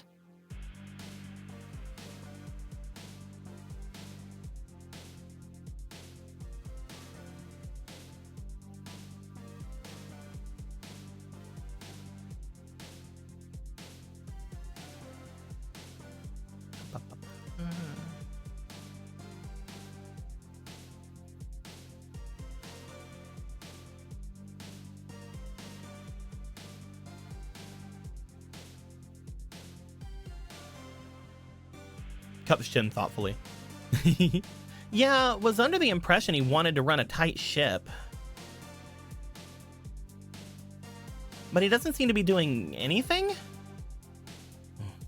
Perhaps he doesn't mind if people get hurt, but at the same time,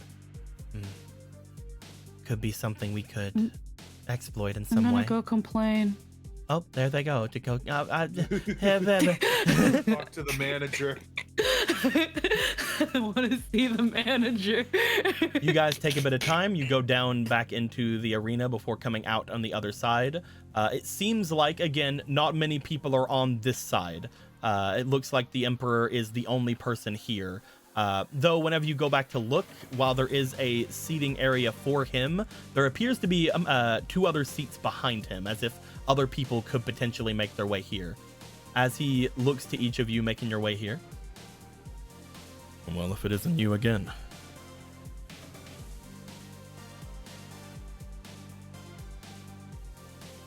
Surely you caught what happened previously. Howdy, Imps. Emperor.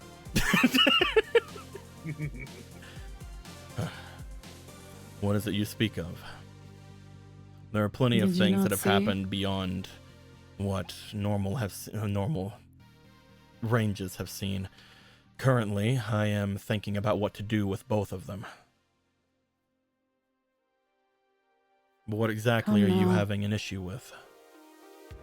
Come now, one less eye doesn't mean you can't see the obvious.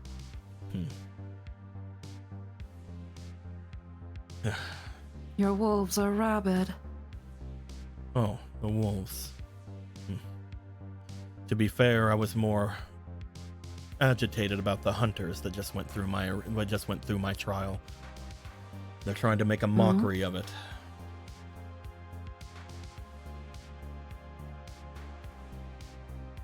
Oh, so?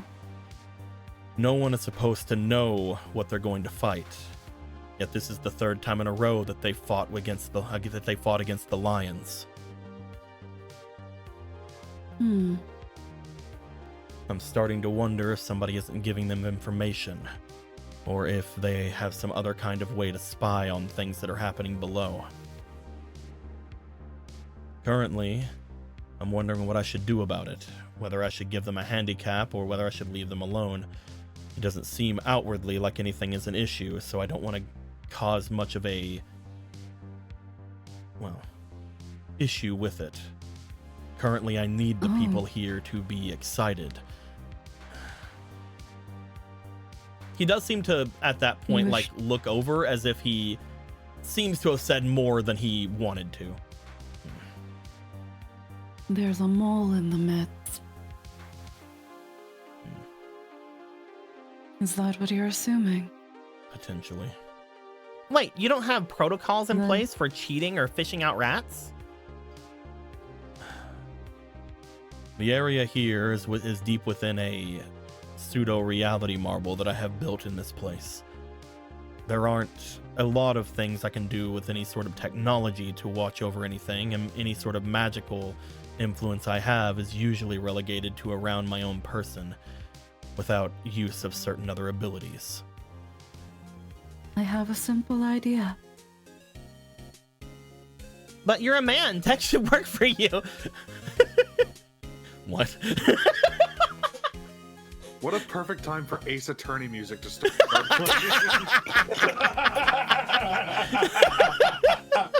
You can't time this shit, bro. You can't plan this. Just not work. He looks so confused as you say you're a man. Tech should work for you. He's like, what? It's too much to explain and you still wouldn't get it. All right. Tech hasn't worked for around 4 years, at least most of it.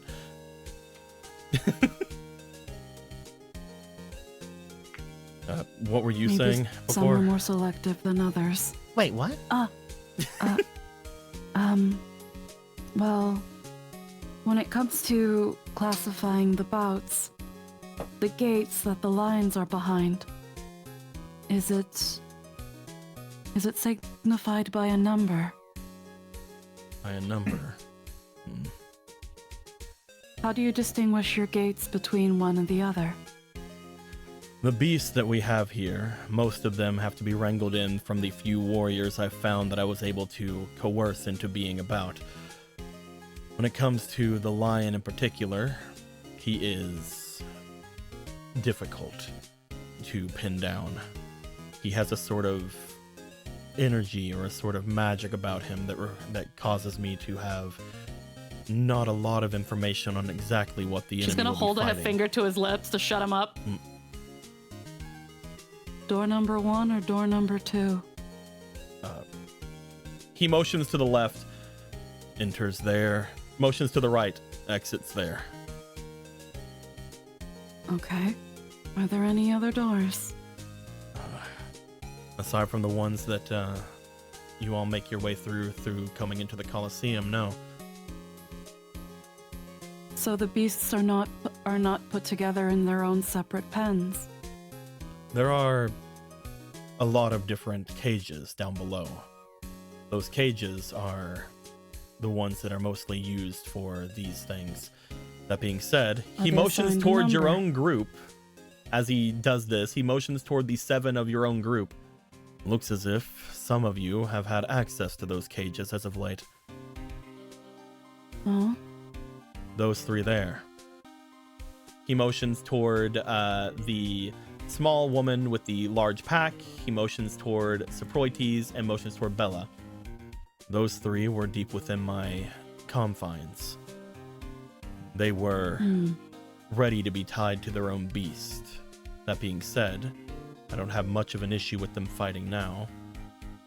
Yeah, no one even tried to stop them. Which is odd. No guards or anything where they're supposed to be. They may have been distracted by what was happening above whenever your friend pulled a gun on one of the people out there. That being said, I didn't see any guards around him or immediately going after him either. It makes me believe that those who are here, at least some of the ones who are supposed to be doing their job, aren't. Yeah, no one even reacted to that either, besides you. I have a feeling this is the work of Shielder.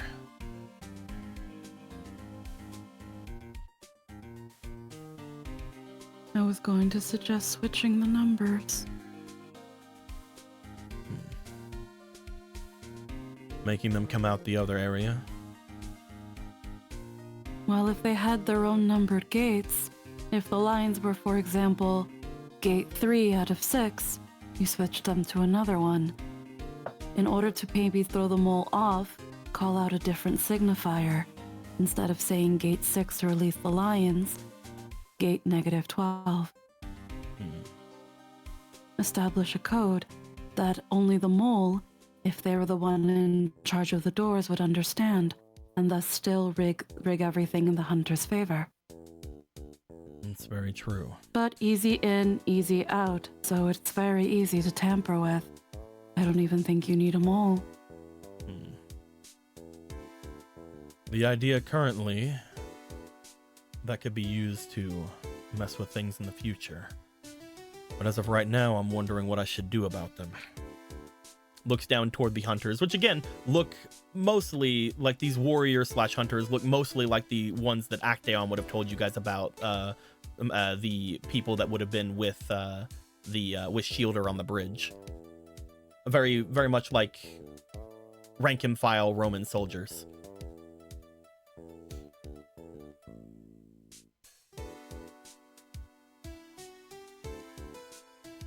You were mentioning the wolves, however. I didn't expect that. They don't usually go after ones that are further away. They turn toward your group of allies with determination that I haven't seen from them in quite a while. That being said, it makes somewhat sense that they're going after one of them in particular. Wolf going after a wolf, I suppose. But they didn't turn toward the other group of wolves, so I doubt that that's truly the answer. I didn't have... Regardless of what the circumstance. It's not really a fair bout. Your friends seem to have dissuaded them easily enough. Don't you think? Yes, but had it been another group?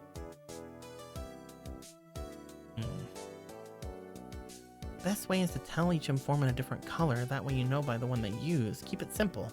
Mutter, mutter, mutter. Looks over. That If it could were be another rather group, dangerous. if it were another group, they would have potentially been hurt before their fight, which potentially could have lowered the enjoyment of the crowd. Roll me for your we're gonna go for, we'll say, negotiation. This is a trying to convince them of wrongdoing, trying to convince them that something is off with this? I'm gonna use these two that flipped bad on last time. Okay. It'd be. Roll me one more time, Oh please. my fucking. You get a plus Okay, 2. well so roll me these this one more rolled time. one. 19. 19, 20, 21. That would be an unnatural 20 because the -1 for negotiation. He looks over at you as you bring this up.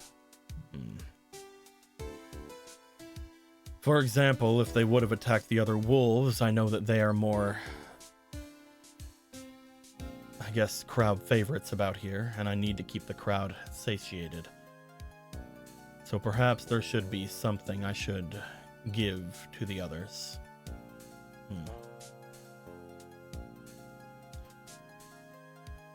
I don't wish to make it incredibly public that I can do this, but from what you talked about earlier, you know a bit about my family.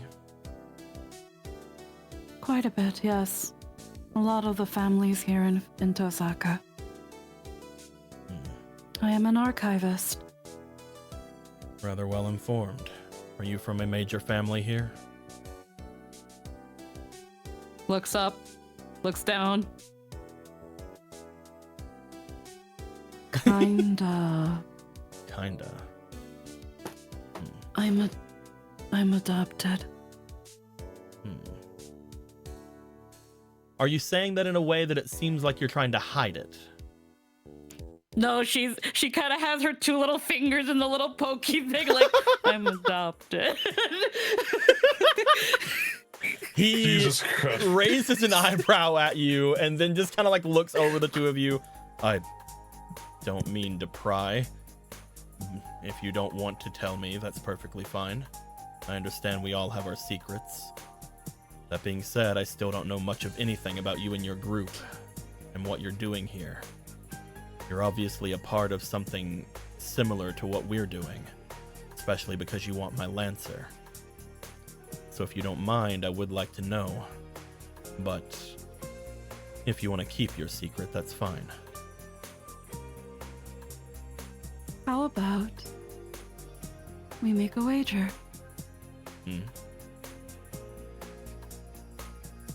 When our team has their bout, I will clearly bet on their victory. And you will bet on their loss. But if I lose, then you get the secret you want. You're confident in your stadium, are you not? In your beasts, and in the fairness of it. All you need to do is win. You are that confident in your team. Despite the More fact than that 4 of confident. them seem to be completely different people. You're that confident in the 3 that you know. I believe that they made proper judgment. And what exactly is the wager again? Bet against them. And if you win, you get your secrets. If my confidence and keen eye shows to be true, I keep my secrets. But I'll still give you something in return. But that will be a surprise. Interesting. If I agree to this, I would like to have one thing in return. I will choose their bout. I feel like I can take out 2 birds with 1 stone here. I can both give your group a advantage because of the resources they had to spend against their wolf, and I can also punish the ones that I have disfavor of. If we do this, I wish to pit them against the warriors of Shielder. Deal. Good. He puts a hand out to you. Puts her hand out. He will shake your hand, at which point he will give a smile. You do find that when he shakes your hand, there is a slight glow about his hand and your arm. whenever you agree to a condition about him, you can easily tell, the both of you can easily tell, there is a magic bind that happens there. He seems to have hit you with a Geist, though incredibly interestingly, again, not one that you have seen before. This man didn't require you to have to write down anything or read anything. He seems to just do so with a flick of the wrist, like an agreement. The verbal agreement seems to work. Yeah. What are you giggling about? I mean, here's the thing. It's just like, okay, well, if I win, I don't tell you shit, and I still give you something. I didn't say what I'm giving you though. That's why he said interesting. He's like, I don't know what that is. Well, let's fucking figure it out. I get something out of this no matter what. Nothing. Here's my pocket lint. Fucking Here's my nerd. fucking pocket lint, nerd. I didn't say what it was. Anywho, we'll see. That being said, as he looks forward, is there anything else you guys would like to bring up with him? He also motions to the seating beside of him if you guys want to sit here as well. Oh yeah, she'll sit. You guys, Ami, do you want to sit back in one of the other like throne areas that are back there? Beep. Yes. Ami, you go to one of the special seatings that are behind him. He looks back and just gives a bit of a smirk about it. Ruler comes in and just sort of sits down next, like in between the two of you. Akka comes over and just sort of sits off to the side. At this point, Emperor is just like, hell yeah, I have people over here. I don't have to be lonely anymore. Anyway, as you guys had done that, the next bout had She one. does the full throne sit, legs crossed, lean back. Oh, hell yeah. As the next bout had happened, those of you down here would have seen, as you stepped out of the area, the wolf group, the wolfen-like people had made their way out, and it seemed for a moment that they were ready for whatever was coming out for them. But you then see that whenever the things had actually came out, they appeared to have been ethereal in some way. You see that they seem to have been fighting some kind of specter or some kind of ghost. It seemed that there were only 3 of them that they had to fight, but as the wolves had tried to shoot them and attack them with their weapons, they didn't seem to do much to them. None of the... I wanted to telegram a little mind message to Stray. Yeah. Uh-huh. I made a deal with a demon.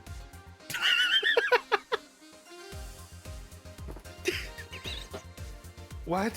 You hear back? You better win.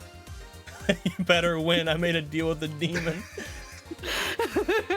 Oh my god. She just waves from over there next to Emperor. I'm assuming it wouldn't take much for him to like look around and spot you. You're just like, what the fuck? Oh. Also, Kreb. Oh no. But I probably won't get an elaboration, will I? I mean, I know.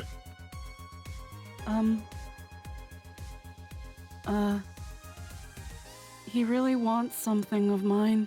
It could be anything. What's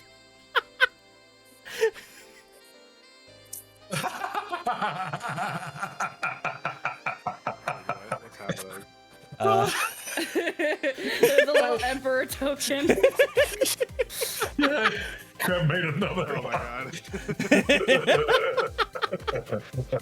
Kreb, he's amazing. We love him. So fucking you can't keep getting away with it.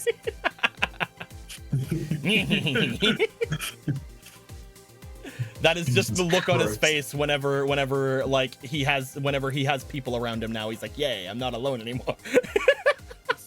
I'm actually really lonely, but I wouldn't say that to anybody's face. I'm never gonna say anything as the Crippling loneliness is at bay. as a powerful ruler of my family. I would never admit that I'm really lonely. No, I'm playing. Just this little shady.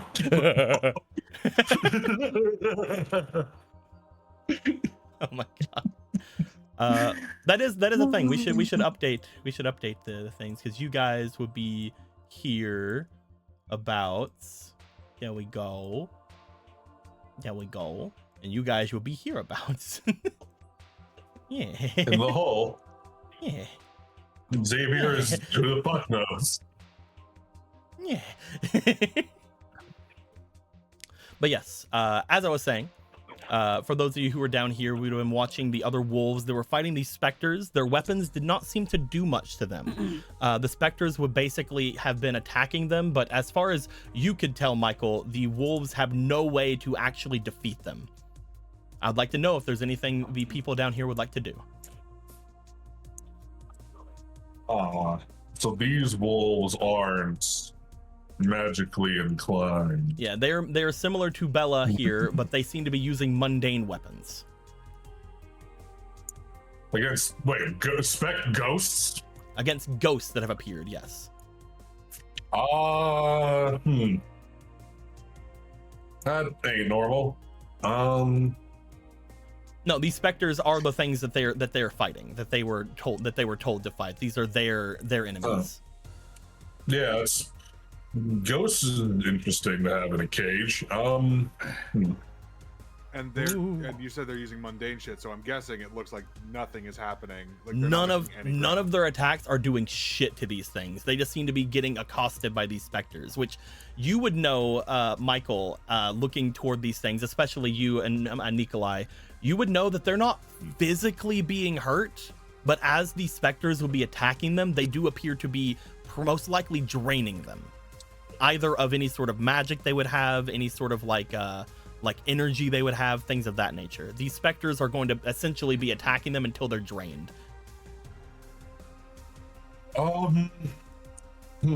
Luckily, they're not hopefully in any danger of actually dying to them, as it takes a long while for something to die to this, but it is going to be basically they're going to lose their fight very, very soon.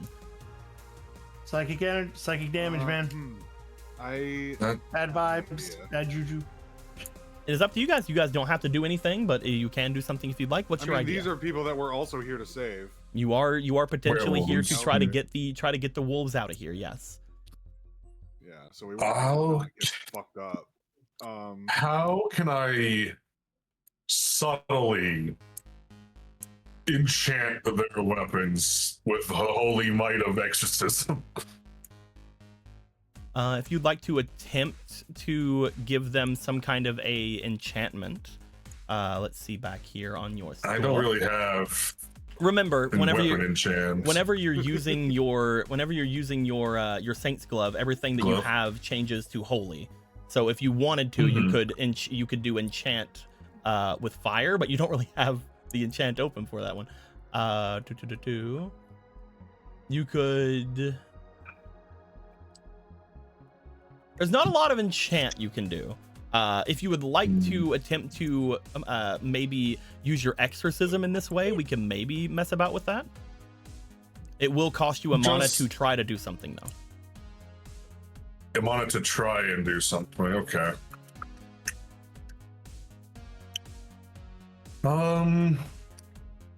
Okay. I want to try that.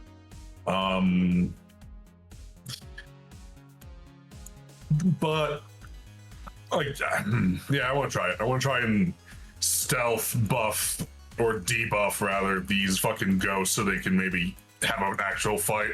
Do you want to attempt to use something to try to give you a better chance at this? You want to maybe use a boast or something to attempt to do something? Yeah, boast, and I'm gonna probably dump every die I have, honestly. So you were attempting to hype or yourself or others up.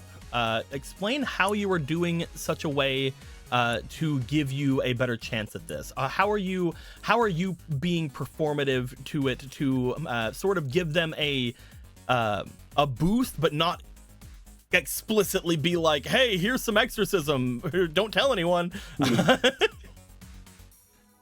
Like, how are you performing in a way that it makes it look like it's just like a mundane thing you're doing for them.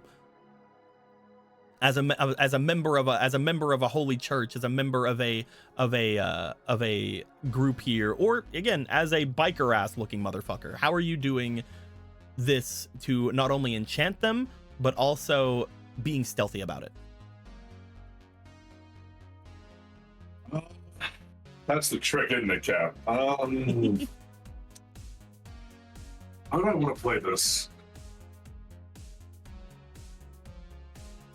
Oh, as a biker, because if I start, because of exorcism magic just kicks off, that's going to be suspicious, unless they already know what I am, so Again, it doesn't matter. You don't have to be completely stealthy of it. You're trying to get their attention as well when it comes to this. So if you wanted to, if I were to give you any kind of like this is the first time a boast is being used, so I feel like I could potentially give some kind of things into it. Please. You could be holding either your rosary or something in a way that you are showing a sort of prayer for them without actually showing that you're doing anything. You could just be like showing like a, oh no, God, please give aid to these people, yada yada yada. Because at that point it's like, who's gonna say what you did? You could also make a show of your saint's glove. Either if you did want to be less stealthy about it, you could just raise your glove upon high and try to give some kind of a actual like visual to them. You also have, again, just like the ability of like using magic in general. You could show like a force of holy fire in front of you to maybe start to power these people up without it being too on the nose. But if you're going for a stealthy route, probably just like giving off a prayer or giving off like a blessing that the others wouldn't necessarily see as like a spell. Okay. Would you like to try something like that? I get attention. Okay. I think I can pull this off. Maybe.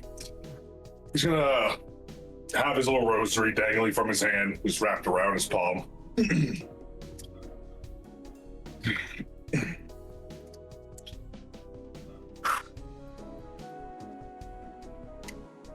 How do I want to get their attention? I'm sorry. Boasting is weird to me. You're basically trying to hype up the other people. So like getting their attention, showing that there is something that is happening, you know, if upon doing this. Again, this is mostly in the context of letting them understand that they do have something going on for them, like you are buffing them in some way. Yeah. Oh, come on, you call that fighting ghosts? Please, this was even before I joined up with the church. This is the easiest stuff in the world, boys. You're doing it all wrong. You gotta have... Afraid no ghost. Yeah, you're see, it's because you're afraid of them. You can't be afraid of any ghosts. Trying to convince them that they are only failing because they're afraid. Is that what we're trying to go with? You gotta have faith in yourself and belief in yourselves, or a higher power, I guess, if that works for you. Everyone's different. I'm technically ordained. I can give you a prayer if it makes you feel better. But it's really all about you guys. You can do it. Come on. I'd say this is a good negotiation. Give me a negotiation for the boast. This is for seeing if you can get any sort of just aid to it, or again, just taking the auto success at that point. I'm sad. I'm giving everything I can. That'll be a +2. Okay. Go ahead and roll me your negotiation. You have a fleeting. Cool. Okay, here we go. I should have dumped more into my charisma stats.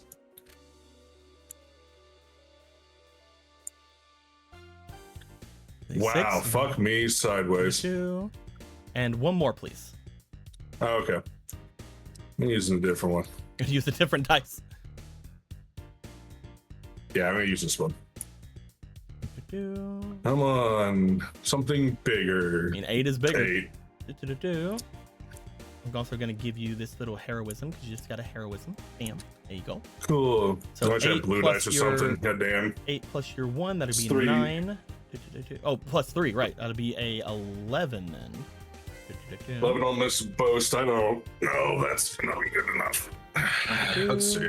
I would say at this point, if you would like, I could give you from your boast. If you would like, I could give you a auto success. Which again, auto successes is you gain, you just beat the roll with a consequence. You can get a guidance token for player. I don't think we're going to give you a narrative interruption here, but we could give you definitely a guidance per player, a karma dice per player, or a favor with the wolves. The wolves can see you favorably after this. I like the wolves liking us and me and us, but guidances are pretty solid too. I think more werewolf good points will work out in the long run. Okay. As you do this, again, this is just for the boast. This isn't for the actual act. You call out to them. You attempt to get them inspired. They look back at you. They like that you are attempting to give them aid, but they don't seem any more or less confident than they were before.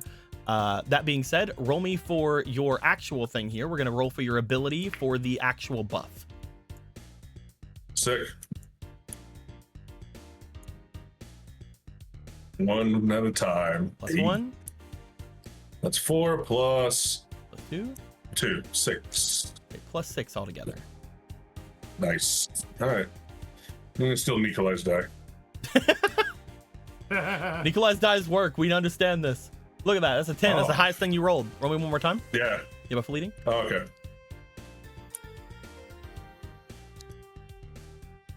Just wanted to see if you natted that. With a That'd be 16 sick. altogether, you show up with the rosary. You offer to give them a prayer. You give them a bit of a talking to, and as you do take note that as these wolves on the other side begin to stand, one of them brings out the dagger that they're using and swipes at one of the creatures in front of them, which does seem to cause damage. The specter that was flying at them seems to strike back and fall backwards from the attack, as it does seem to be hurt by it. The others look to it. Some of them bring out their guns. Some of them bring out their weapons. And upon being told that a higher power is helping them, they start striking back. And they do seem to, once they're able to actually fight these things. As you said, these specters are kind of low tier when it comes to exorcists, when it comes to things like this. Oh, thank God, I was talking out of my ass. I have no idea. You were able to talk to them and get them to a point where they are able to fight back, and their own prowess does seem to show itself as they do seem to fight back and take on these specters in front of them. As they do, they will get through theirs. The final round will go to the salarymen that seem to make their way out. As the salarymen make their way out with the one in the mask seemingly off in the center of them, the salarymen themselves seem to be fighting against. I believe this one is the big one. It is. Oh boy, great for salarymen that phase. I know, right? You guys see what appear to be with their briefcases. You guys see what appears to be a large buff creature with these humongous horns, as immediately each of you, without even having to worry about knowing the tale of this, you guys see what appears to be the Minotaur making its way out from underneath. Very calming music for the Minotaur. Let me change things real quick. Yeah, right. What's that? What's fucking Theseus? Was it Theseus and the Minotaur's battle music from Hades? Let's get that one. Hold on, we'll get this one. There we go. As you guys see this large bull seemingly roaring out and charging toward the salarymen. The salarymen seem to be all about it, as you just see these guys wielding their briefcases running toward the Minotaur. Do you see the person who's just standing amongst the 6 of them as they just sort of rush by him? Their cloak sort of flutters a bit as the Minotaur goes at one of them and immediately just gores their way through them. You see it go at and smack at one of the salarymen, sending him flying out of the arena. The others seem to start to jump onto the arms of the creature as the Minotaur seems to roar out and begin to stomp about. The salarymen seemingly trying to launch themselves onto it and trying to, I guess, weigh it down, but not a lot of it seems to be going forth. So they rolled a 4 whenever I rolled for them earlier. Anyway, do they seem compelled by some otherworldly force? Or are they just crazy? They seem to have no fear. I thought they wanted to kill themselves because they're salarymen and they're tired of working their dead-end jobs. They're tired of working for their black companies. Relatable. At least I don't have to go to work tomorrow. They seem to have zero fear as they're rushing in without any worry of injury or anything. As the Minotaur itself seems to basically throw them off and about, the Minotaur comes through and seems to take out each of the individuals one at a time who seem to come up onto them. As they're doing such a thing, I would like for Stray, please roll me for your magic, please. Okay.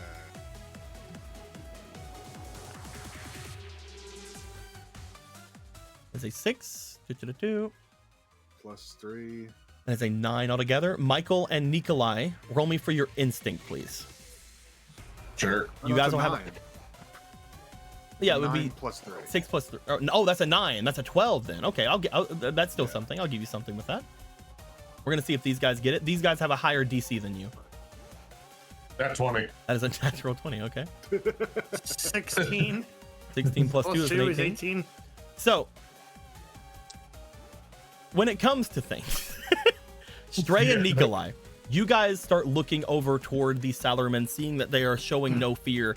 You look back over toward the person who's just sort of standing about there. You seem to note that as he has his hands out toward the direction of them, he seems to be moving his fingers quite an awful lot toward the group of them, as if potentially puppeteering them. Now. He seems to be potentially puppeteering the individuals in front of him. It doesn't seem like his fingers correlate much to the actual movements of them, but maybe he's the one stopping them from having fear or manipulating their emotions in some way.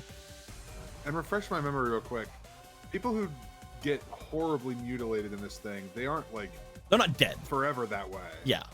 Like, as you saw when it comes to Gladiator here, they seem to have been destroyed and gored by a lightning to the face when it roared at them, and then they came back and not even their clothes are that bad. So in this fate, people don't die when they're in this specific Coliseum, yes. in this specific area, yes. People do not, in fact, die when they are killed. As you can see with like Soproites and things like that, they can still be tired. They can still be like exhausted to a point of like, you know, unable to like move or think or do things. But when it comes to actual injury, it doesn't look like injuries sustained are completely permanent here. As this man seems to be doing this, however, we're going to go to Michael. Michael, you take note immediately upon looking at this person. There's some kind of strange divine magic going on with this person. As you watch them maneuvering the people in front of them, as you watch them throwing these people basically wave after wave of my own men style toward this, you see that every time a person is defeated by the Minotaur, it seems like this person seems to get more magic about them. You see that as these people that are being attacked by the Minotaur are falling, the cloak as well as all of the things on this person seems to get bloodier. And as it gets bloodier, you feel there's more magic being generated at this person. Until finally, you see the Minotaur running out of people to gore over in that direction, start to rush toward the man with the mask, at which point the man with the mask throws out his hands, jumps backward with a sort of litheness as he seems to almost glide back before looking up to the stands. I surrender. Please, spare me.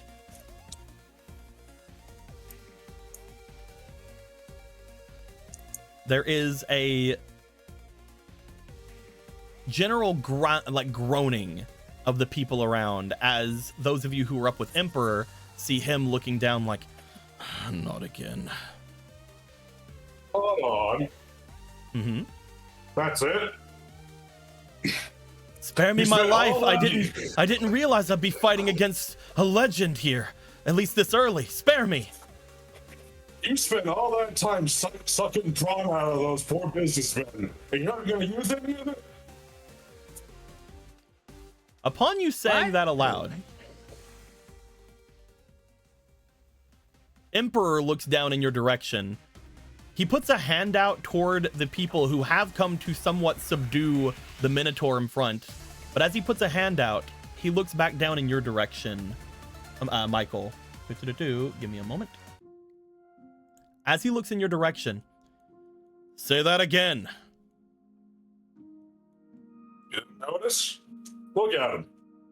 The more those guys got knocked down, the bloodier he got, and the more mana that's pumping off of him.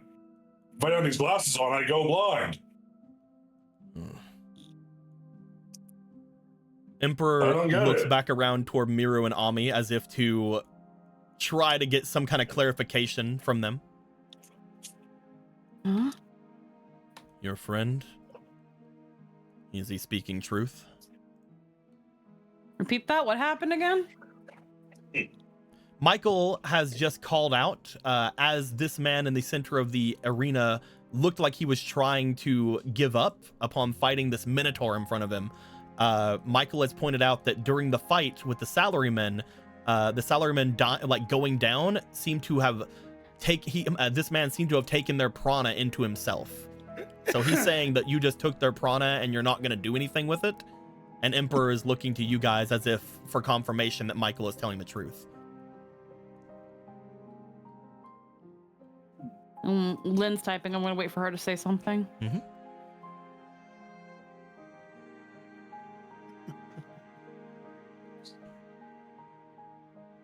The mask guy? Yeah, seems like it.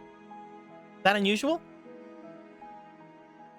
This is not the only time he's given up. He's caused a lot of issue when it comes to keeping up morale in the stands. But if he's giving up for any sort of reason beyond that, I'd like to know.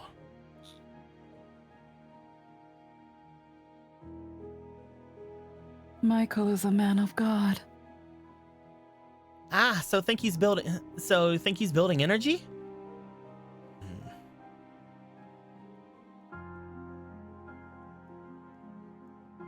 He stands up and steps forward toward the edge. No. I will not allow you to give up. You will either go down like your allies, or you will move on. He moves his hands to tell the others to make their way away as the two guards that were putting their spears toward the Minotaur step off and away. I beg of you, Emperor, please! I do not wish to get maimed! As he's dashing back away. Yeah, he's not very good actor.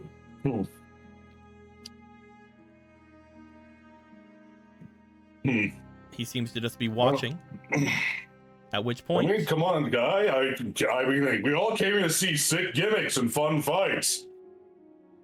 Where's the gimmick? This road's got to be there for a reason. I am but a simple mage. I cannot do anything. Not to this beast. I don't think you're a mage if you said that you're a simple mage. Arrogance comes with the territory. I would know. I'm very arrogant. You know what will happen to you if you lose. Either take your loss or win. I will have this man roll.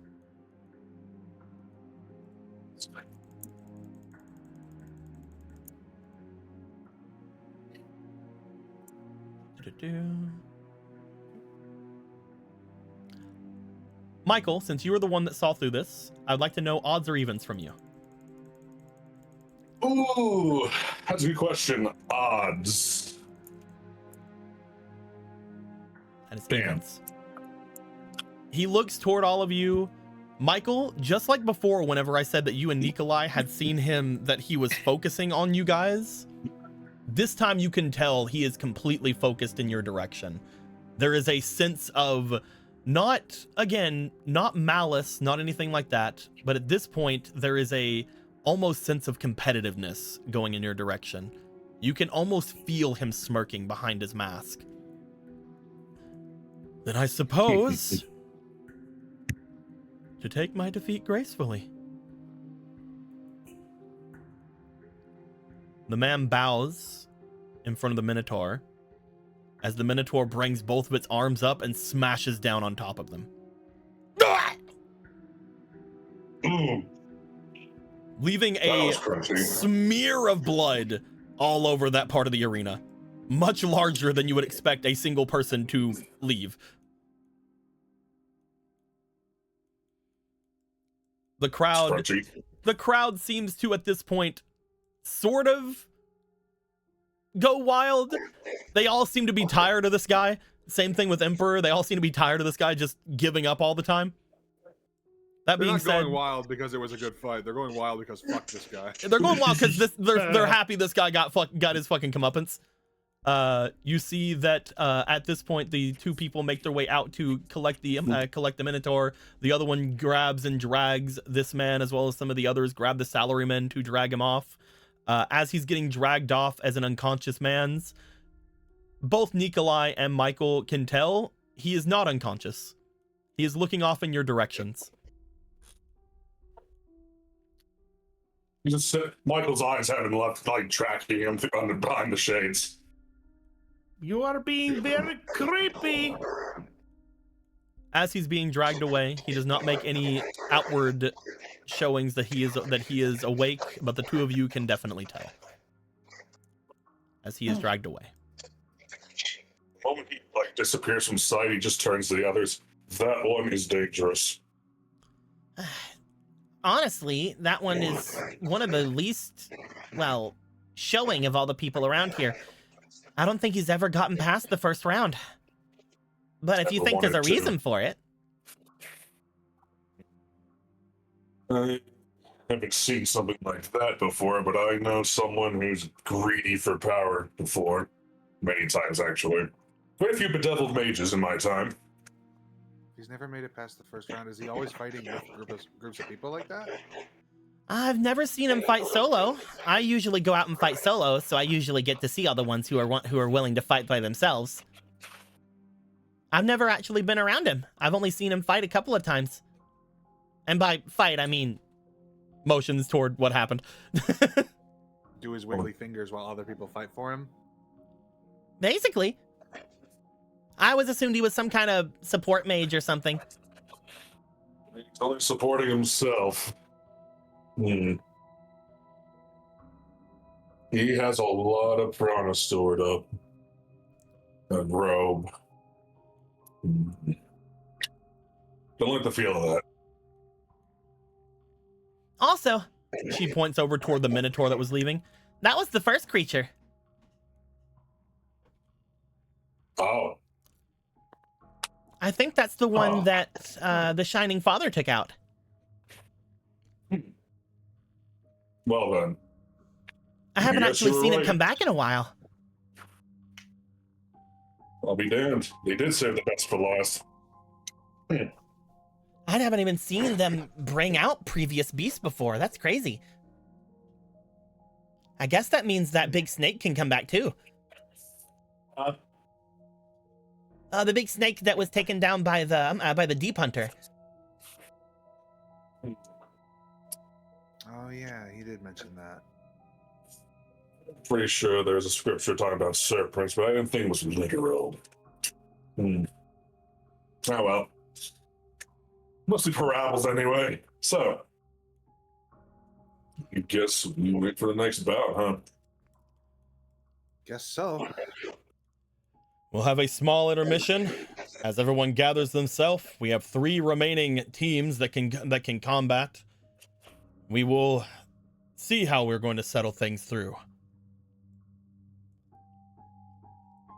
There's a small intermission as you guys go and gather yourselves. At this point, those who are up in the stands, Miru and Ami, you guys will see that a guard does make their way up toward them and make their way over toward his ear. Whenever they get there, you find that as they're standing and as they're moving their way toward him, Ami and Miru in particular, whenever you guys look over toward this person, now that you see them up close, you feel like they move in a very strange manner. You feel like they move very jaggedly inside of their armor. You also feel like there's a lot of clanking that happens about them. As they make their way over toward Emperor, they lean down and seem to whisper something to him. But as they do, their voice seems very raspy, seems very, very almost echoing throughout the inside of the armor. As they whisper to him, is there anything you guys would like to do here? Would you guys like to figure anything out? Would you guys like to look at the person, or would you guys like to try to hear what they're saying?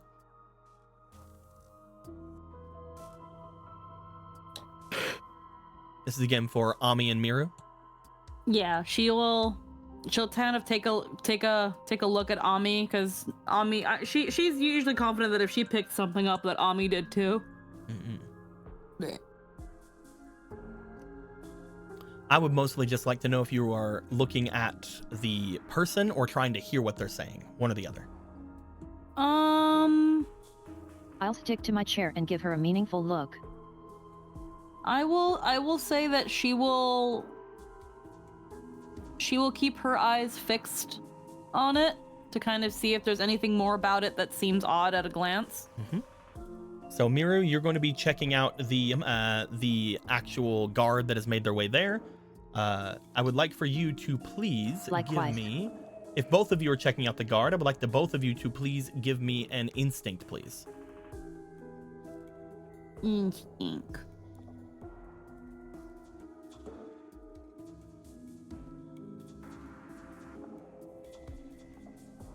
Holy moly.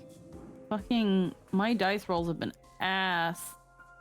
You want to use mine? Well, there's no point right now because I've already rolled it, so my instinct is a 1. Miru, you were able to bring up that there's something off there, but you're not entirely sure what you're looking at, what you're seeing.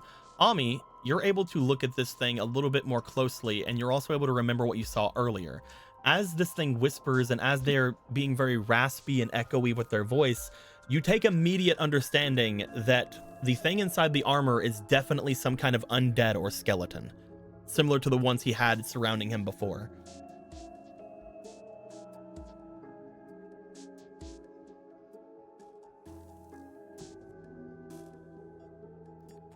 Mainly showing that this is not an actual person. It's more likely a effect of his magic or effect of his whatever he has going on with those skeletons before.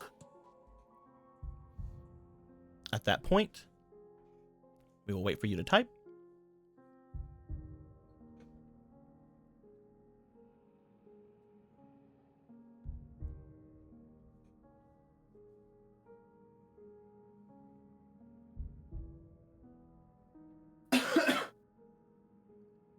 Keeps it to herself, but signals to Miru that she found something out, though it's not immediately concerning.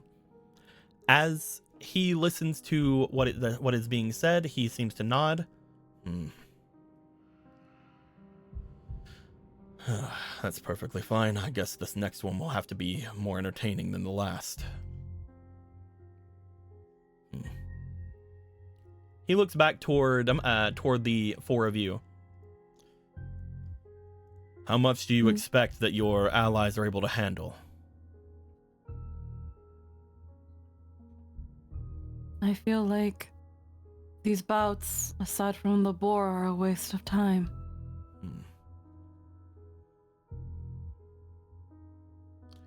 He The motioned boar toward is what we came for. He motioned toward the door. A creature that just left. Do you think they could handle it? A skeleton in a suit of armor? He looks to you. I can handle those myself. I was referring to the Minotaur. Oh. That's a minotaur. It was just fighting in the arena before. Yeah, that's a minotaur. I don't know if they can. I just met them. I'm gonna be honest. That's a minotaur. Oh, the cow? It was just like, oh wait, I can't handle a minotaur. we I'm can a frail probably girl handle it now. between us. Why? In a fight? In a fight, right? Mira's like, Jesus. Right? Mira's like, I might be able to handle it. I could probably take it. It might need a bit. In a fight, right? It'll be weird. Me first. It's like, I'm gonna do. Oh god, this whole scene went fucking south fast. And we Yeah, it went did. somewhere else. Yeah. Like, that's a minotaur. I guess it would be my first time. They will look over to Ami. You're clearly in a different realm Just a right heads now. up. Fun fact about minotaurs: they have monster cocks and 2 dicks. In a fight. Balls. Oh, that's a fun fact. Yeah, I can take on your henchman, the Minotaur. Oh, to fight. Currently, one of the Cannon. Mira was so confident, and then the Minotaur in her mind went south, and it was like, Oh, never mind. she just starts like looking down, like pittering with her fingers, like, could I? Could I mean, I've never. I've It'll be my first. never It'll thought be my about first that. time. Never thought about. Never gotten. It's not every day you get a chance to encounter a minotaur. It's kind of weird.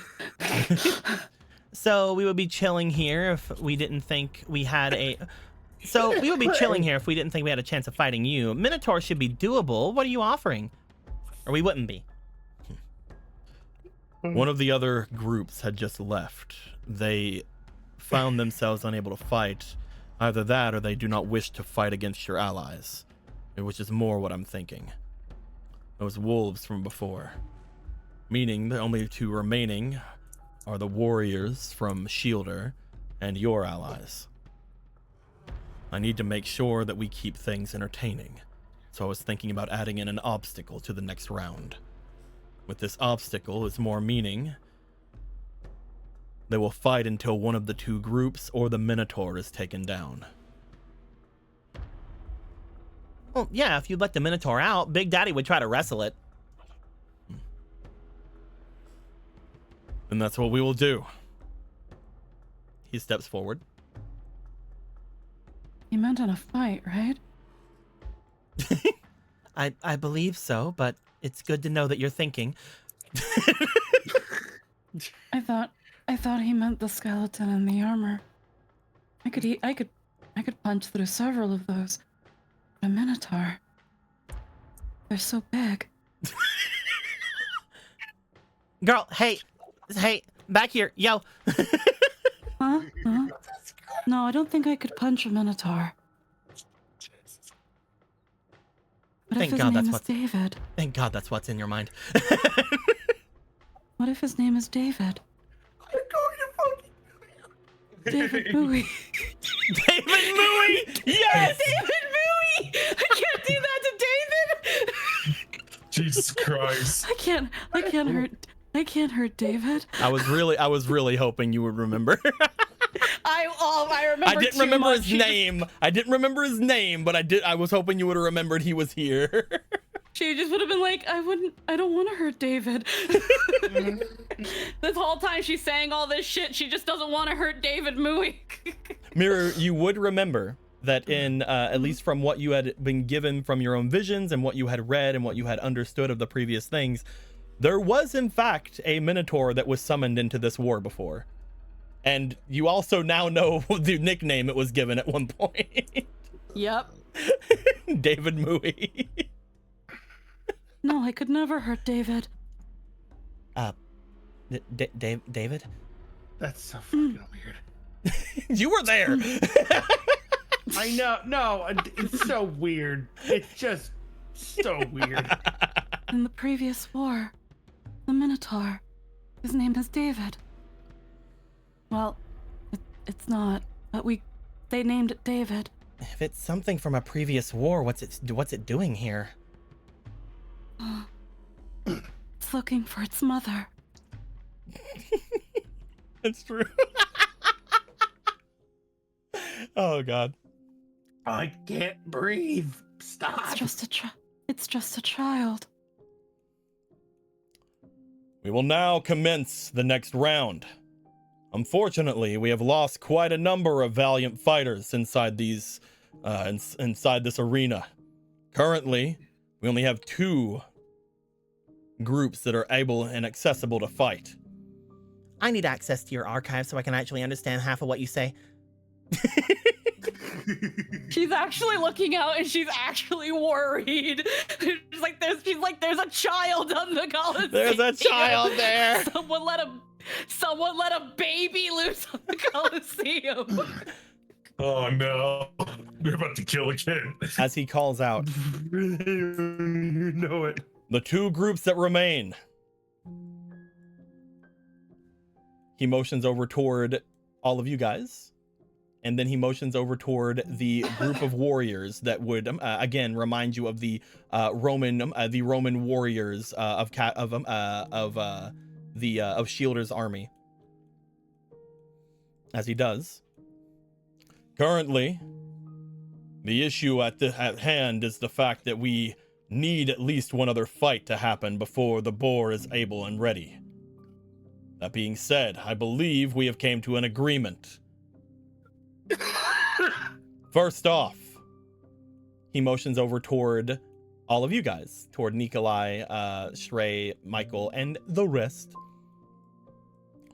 There was a issue with the first round where you had to end up using resources to fight against the wolves that had came to you.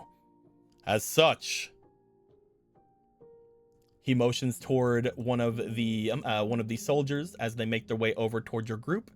They seem to hand forth what appears to be a small gem, and hand it over toward Stray at this point. Oh, he'll take it, I guess. The gem there is made from a certain family's magic. Using it should replenish a small amount of prana towards you. I will allow you to determine who gets it.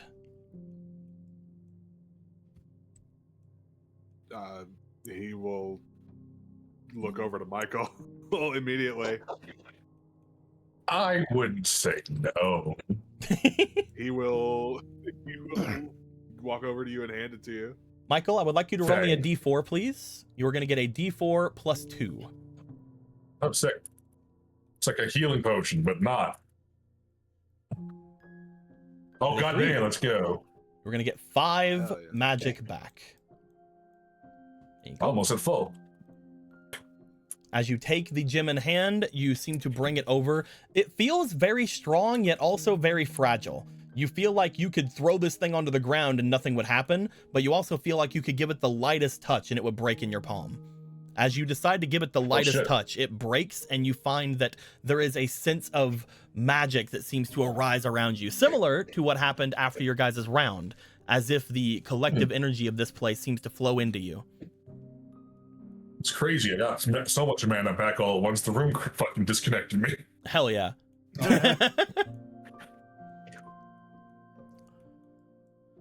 That being said, the next round is a round of endurance.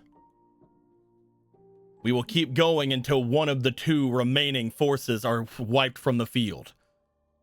You will have to go through an obstacle. That obstacle, he motions toward the gate, will be the last combatant. Your goal is not to defeat that combatant. Your goal is to outlast the other opponents. As well, if you wish to go at them, take your attack. Just know Any sort of opening you give to them will also be given to the Minotaur. As the Minotaur is released once again from the rightmost area, you see them chained up as the two, as you guys now know, not you guys, but as some of you now know, the skeletal soldiers seem to lead them out from. As the Minotaur roars out, the opposing fighters seem to look over and look a bit nervously toward the Minotaur and then look at you guys with a bit of anger on their face, as if they were not expecting anyone to get any sort of special treatment. That being said, your fight is this. Determine which among you need to fall. If they fall to the Minotaur or to the other group, then that group will win. Choose. He motions towards your group. Which among this group has to fall for you guys to lose? Who has to get knocked down to lose the fight for us? Basically, who is the opposing team going to be aiming for? Oh. Team captain. Oh, shit.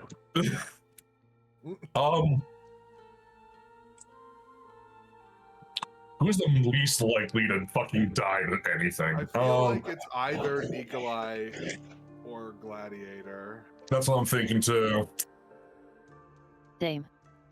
Nightshade. Yeah. Do you want to be the one with the permanent taunt on?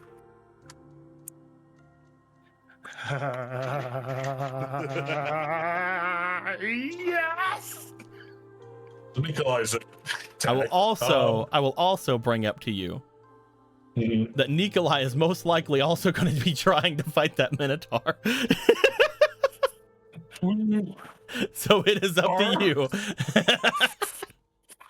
There's no. I just know Nikolai. He will be going to fight the war. absolutely fuck the Minotaur up. It just means we have to play defense more than offense. Okay. I want to see how this clusterfuck is gonna go. God damn it. As you guys choose Nikolai, they will choose a large buff man of their own, a large, more buff Roman warrior of their own. As you guys go forth into this, again, taking note of the things around you. There are, just like you, 7 different people that are back in front of you. Currently, there is a large creature that is the Minotaur off to the side. And you guys will be on the other side, waiting to fight against them as well. The current lose condition is if all of you are taken down or just Nikolai is taken down. That being said, like I said before, this is mostly to determine if you use up any resources or if you guys take any damage. So I would like to know, looking over toward the people who are in front of you, this garrison of people, all of whom have these large shields in front of them. How would you guys like to go about not only fighting against the forces of Shielder, but also defending yourself against the Minotaur? I go after big men now. Okay. I got it, bud. That's my plan. That is my plan. I go after big men now. Nikolai will be rushing the Minotaur. Nikolai, do you want to enchant your weapon again? Yes. You will have to use up one of your mana, but you can do so. Yeah. So we have to either defeat the Minotaur or defeat their team leader. No. The Minotaur is just an obstacle. The objective captain is basically keeping at bay. You have to defeat their team leader And once you defeat them, that's fine. once you defeat them, then you are then you basically win this bout. Gotcha.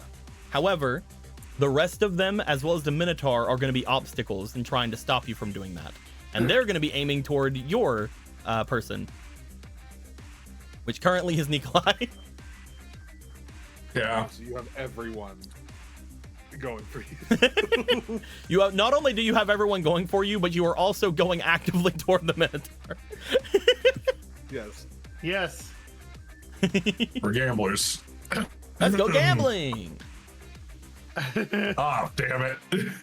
Oh, damn it. Oh, damn it. Oh, damn it.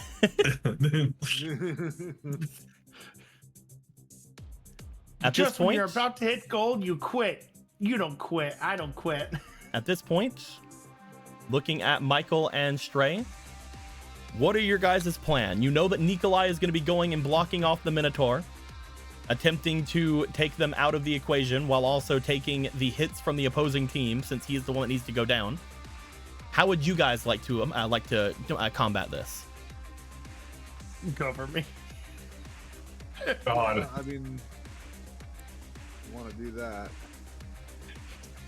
I think my first action in this plan is to give him a fucking enchantment shield. Remember that we're not going to be doing actual combat here. Oh, okay. This is not actual Alright, combat. different This is plan. mostly just to see where your resources go and if any of you take any damage. Right. It's supposed to be like more of like a skill challenge. Test your mic kind of thing, I guess. Just tell me like what you think you can do. Even because again, earlier whenever Nikolai had said, I want to raise a platform below us with ice and stone. That isn't an ability on that card. That's something Nikolai wanted to see if he could do, you know? Yeah. Right. So you guys can do just about anything you want, as long as you can explain to me how you do it. And of course, beat the roll that I give you. Yeah, of course. Do my wind shit again. Because I'm free. I'm honestly fine wasting all of my mana because I don't really use it for much. It's true. You could try to use your wind to either try to levitate the Minotaur or try to push back the soldiers, or try to levitate any of them off the air. Yeah, I could try to like levitate their fucking leader.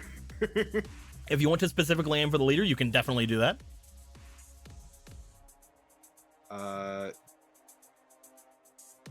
Yeah, but we need to cover Nikolai also.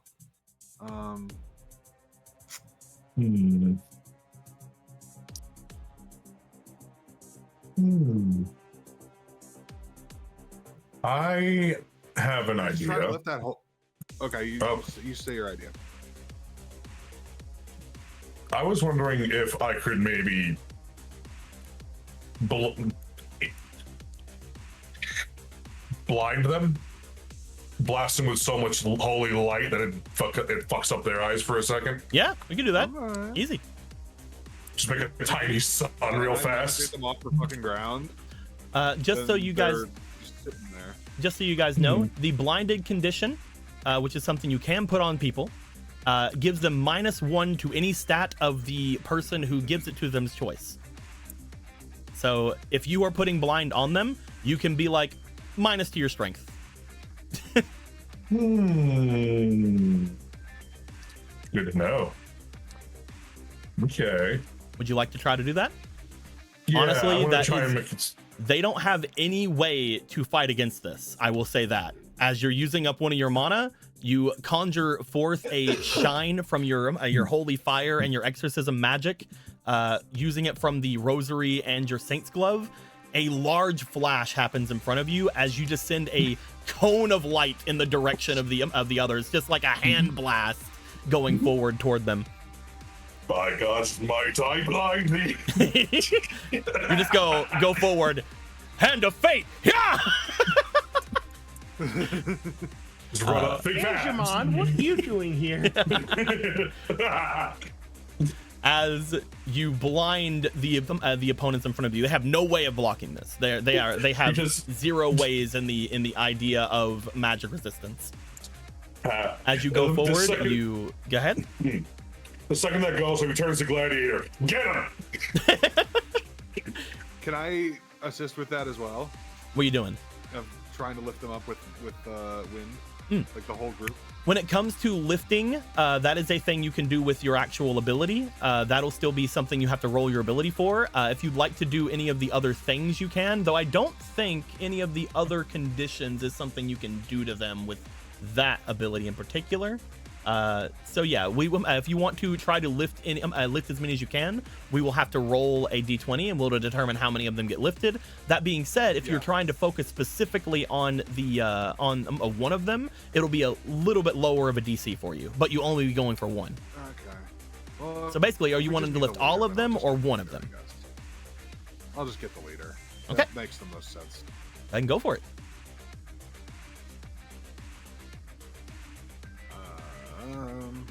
Roll me for your magic.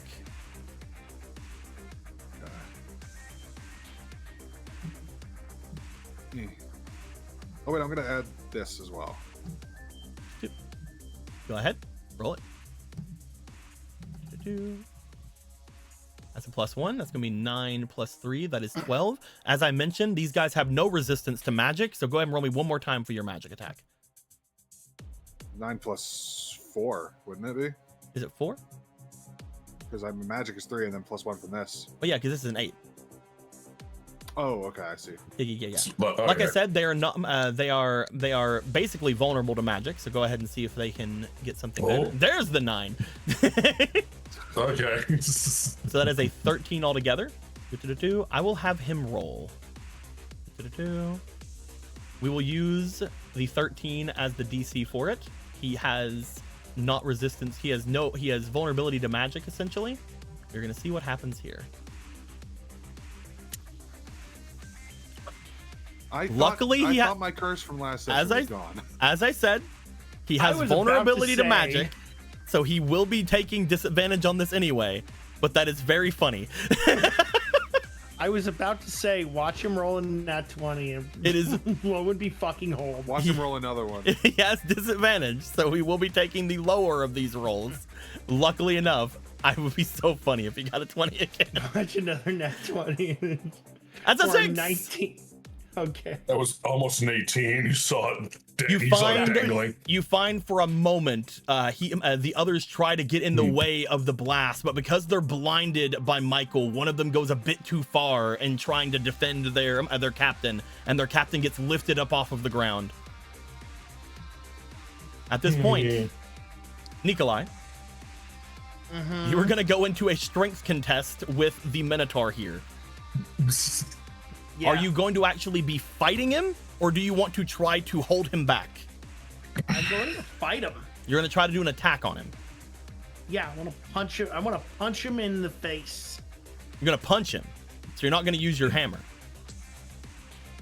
Nah, we'll use the hammer. I'm kidding. No, I'll use the hammer. The hammer's really nice, and I like it. I may be dumb, but I'm not stupid. Go ahead and give me a +9 then, because your hammer and your buff. I may be stupid, but I'm also dumb. That means something. That is a natural 20. Natural 20. Holy shit. Yeah. At least Oh one of right, us you can do roll. have overwhelm. Here, roll me the overwhelm too.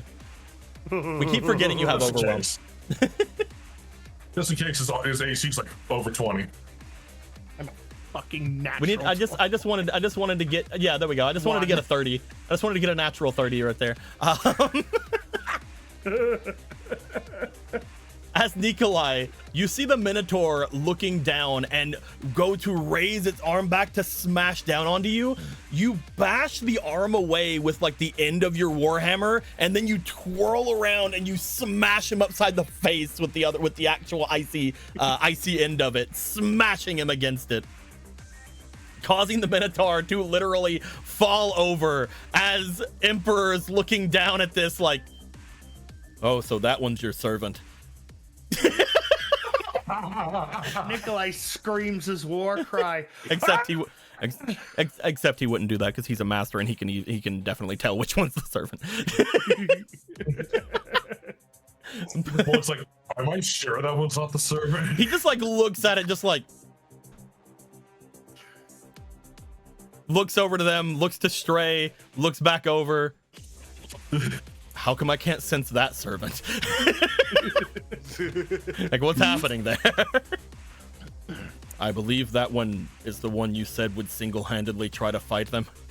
Told you. I know he's terrible like that. Nikolai's like, bring me your next challenger. The Minotaur's still up, but you have definitely knocked them on their ass. I am high. I personally, am high. I am high off of this shit. You didn't win yet, Nikolai. Keep going. At this point, Gladiator would do what Michael said. They will be rushing forward toward the group of people. As they're doing so, would they go after the one that's lifted, or would they go after the ones that are on the ground and can fight back? Let's figure it out. Odds or evens, Eric? Probably the latter. Odds or evens, Eric? Evens. If they get evens, they will go after the one lifted. That is odds. Oh. Of course, the fucking fucking called it. They basically take their spear out. They go toward the ones that tried to get in the way of their ally, and then they literally just start slicing down in the side of them. As you see, again, when they're not fighting the boar, they seem very adept at fighting. As they're gonna go through and basically go to take out 3 of the blinded soldiers. We're gonna go to your allies. You guys can do it. Anyway, we're gonna go to the rest of your allies. Thanks. Just sit there and look pretty. I feel my morale boosted. We are first gonna roll for Saproites, who luckily has already rolled for their if they're gonna do something thing and won, so they don't have to roll for that this time.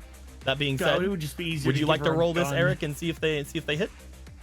I don't want to touch any dice for the rest of today. Because I'll fucking touch. Go ahead. Shit, I'll touch the dice. Go ahead. Roll it, Nikolai. This pink What one am I right rolling? here. All right. What do we want? We're seeing Eyes or roll? we're seeing Eyes a or looks? Saproites is gonna hit with an arrow. All right, cool. Let's see what happens. That's an 11. I think so. Plus their bonuses. What You does that equal find out to? that as they go forward, they seem to aim their bow. Upon doing so, Bella will make their way forward. They will see that the blinded soldiers are trying to get in the way once more. They're going to go for more shots like they did with the scorpion. That is a 7. And then there's a 17. They will send a shot forth. As they do, they will go to take out a couple of the smaller members. And as they do, Saproites will go forward. They will aim with their bow. They will aim directly toward the one levitated up into the air, which will be the easiest shot for them to make. They will fire. No, me, no. They will fire and they will hit. As they do, the gladiator in the front will take an amount of damage. Upon getting struck by this bow, however, since this is Saproites' bow, I would like for you to roll me Phantasm for a moment there, Stray. This will be determined entirely by you. Alright. I'm gonna roll my dice for it then. And roll your dice for it. Oh no. You sure about Oh that? no. It's a 13. That's All right, that's not bad. Yeah. Wow, holy shit. It's a pretty good roll. I would like for you to roll me this D8, please.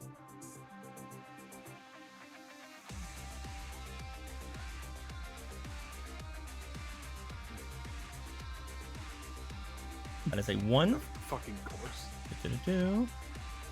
The arrows you gave are, I think, +1 damage. Yep, that'd be 2. 2. And of course, archery would be a D10. So I need you to roll me a D10, please.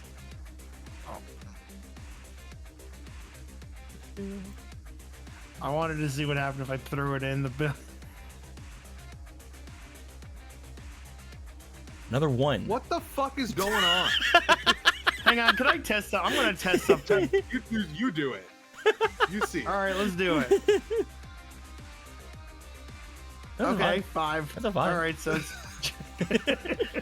oh my god. So, Eric, There it is. this may sound familiar. Yeah. Shit. Would you like to re-roll that D10? Yes. If you do want to I roll don't care the what D10. you're gonna ask of me. Yes. Oh, it's fucking Zelda all over again. You're goddamn right it is. Oh Go no. ahead and roll me the D10 one final time, because I think it's funny. Let's do it. I think it's funny to have the callback. No, this is the D10. Unfortunately, you're not adding anything to it. All right. PTSD Vietnam flashbacks. That's a D8. That's D8. Oh, well. This is the one you're gonna get the good roll on. Nope. This is the D10. There's. Oh. Hey. That's a 6. There we go. That's a 6 plus a 1 on the D8. That is a 7 plus a 1 from the arrow. That is an 8. As they fire, it sticks in the soldier. The soldier cries out. And as they have been lifted up, and as they have been attacked, struck down, there's only one soldier left on the opposing team. But it does not matter. I'm gonna go to the opposing team's turn. You guys have won, but you guys would have been attacking at the same time. So they will have exactly 1 chance to do anything to Nikolai before they are done. Because I'm gonna be honest with you, they're attacking Nikolai. Let's be real. That's the smart move. Nikolai, as you have rushed forward and side smacked the fuck out of this Minotaur, a Roman soldier would have gotten extremely close to you and is going to try to attack you, their shield up on one side, their spear to the other. God, they're brave. After seeing what just fucking happened in front of them. Cold cocked fucking bull Minotaur. He's like, I got a pointy stick. Nightshade, what's your AC? My AC. It's a 15. 15. This man rushes up and attacks Nikolai when he's at his most vulnerable, whenever Nikolai is just completely fought and thrown down a much larger threat. They go to stab at Nikolai as the tip of their spear bends upon stabbing it into the armor that Nikolai is wearing. They will then look to their spear. They will then look to Nikolai. Look to their spear. Can I do something? What would you like to do, Nikolai? I want to just look down and be like, that was not very wise of you. Oh, friend, no. No, you just saw what I did. It's like motions to Minotaur on ground, motions to him who's like half your size. I feel at that point, or to kick him into the wall. Sure. Nikolai, you look over to him. The Minotaur looks like he's about to get up. You just sort of smack at them with your leg. You just kick him off. As they get kicked off, they sort of like stumble behind as the Minotaur gets up. And as the Minotaur's getting up, they're not trying to hit this man, but they swing their arm back as they're getting up and do knock the man off into the sands.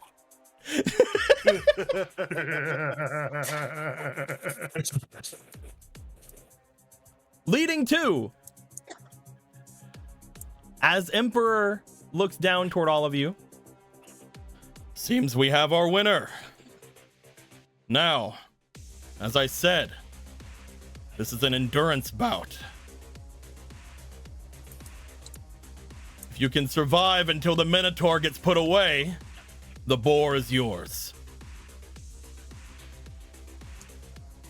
The Minotaur is going to stand. As he does, the skeletal soldiers start to rush out to try to collect the Minotaur. As they do, the Minotaur is going to get their first attack. They're going to attempt to grab Nikolai in both of their large bull-like bully arms. As Nikolai, No bully. I would like for you to roll me for your power, please. There's a number you have to beat. If there's a number I have to beat, then I'm using these too.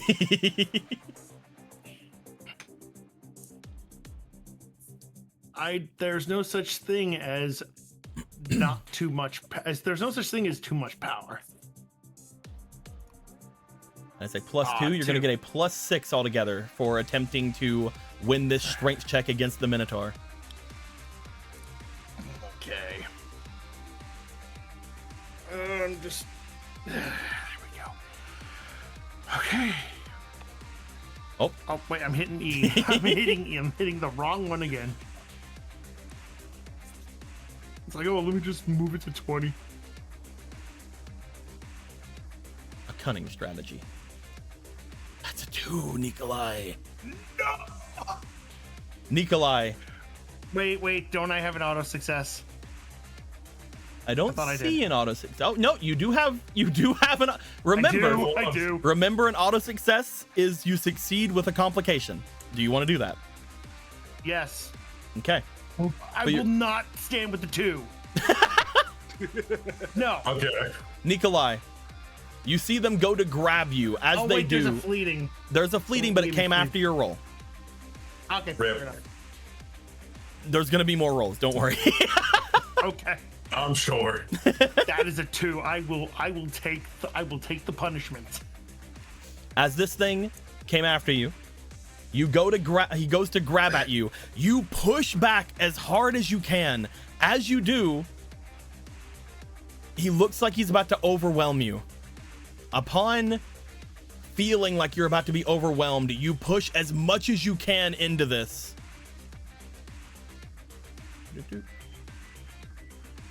You overexert yourself, but you are able to push against it.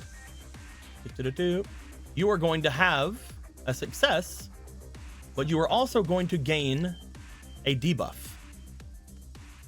You're going to gain the tired debuff. Okay. In the game it was made, this lowers your quickness and your knowledge. In this game, it is giving you -1 AC, and it is giving you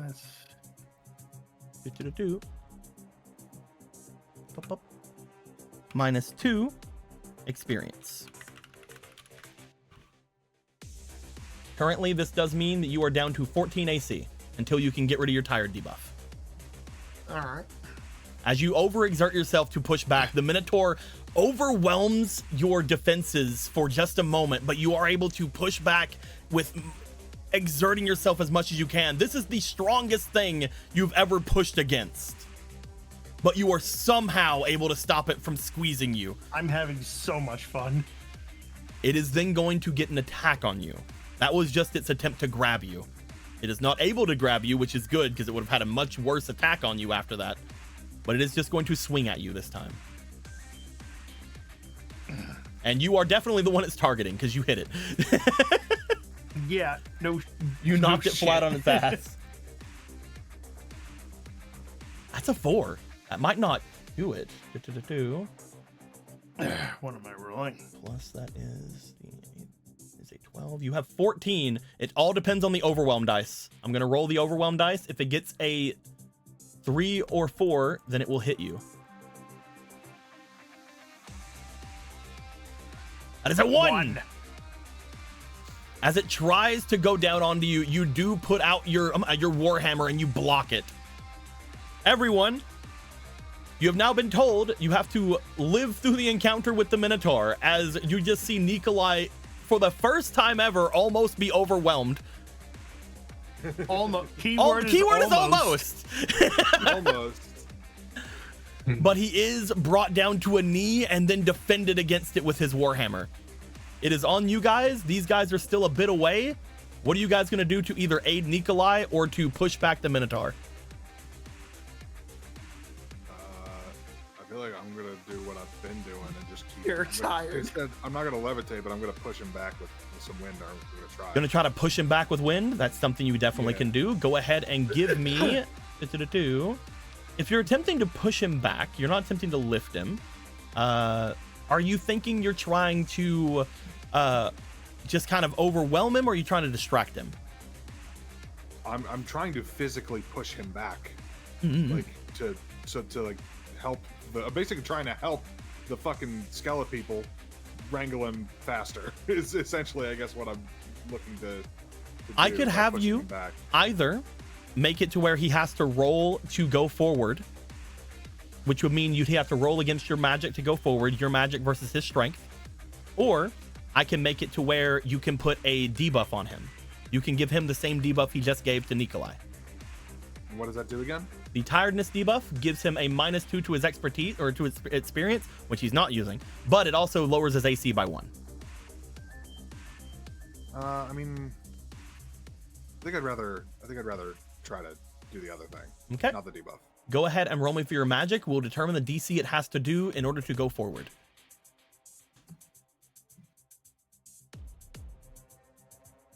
We will go with base. Base is 13. If you got higher, we would have had to be higher. He will not have to roll a 13 or higher in order to go forward on his turn. Michael, are you doing anything? Yeah. I think in this particular instance, forcing the Minotaur to stay in one place and fight to get out might be helpful to keep him from beating Nikolai to death with its bare hands. Potentially. Sucks he doesn't have a weapon. Kind of over exaggerating, aren't you? Sucks the Minotaur doesn't have a weapon. He's completely unarmed. Yeah. Stories say he had some kind of a large axe or some kind of a large hammer of sorts, but he doesn't have anything like that. Yeah. So I'm gonna put him in a bubble now. You're I'm gonna gonna try to try bubble him? and encase him in a blast head. Yeah. Bubble and imprison him. As I mentioned before, we aren't doing actual combat, so we can definitely just go on to a hardened sphere if you'd like. Okay. Yeah. At that point, he will have to roll against you in order to get out of the sphere, which is essentially what's going to be happening with the wind as well. So he has to pass 2 checks to get out. Roll me for your ability. Fuck this kid. Fuck this, ability, fuck this okay. Minotaur child. Piece of shit. Ooh. Hell yeah.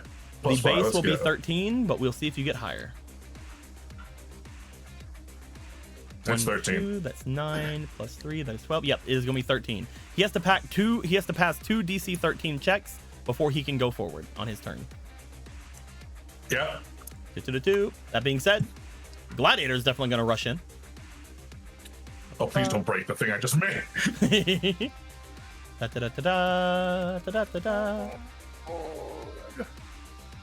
Whoa.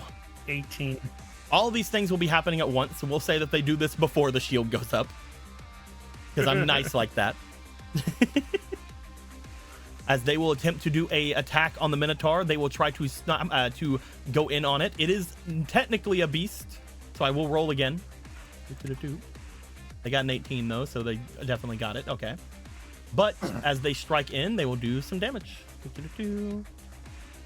They don't have much of anything else they can do. They are not going to attempt to bleed it out or anything like that. We're going to go to Bella, who's going to step back and start doing some suppressive fire in the direction of the creature. They're going to start shooting with regular rounds, not with the gold rounds as they have.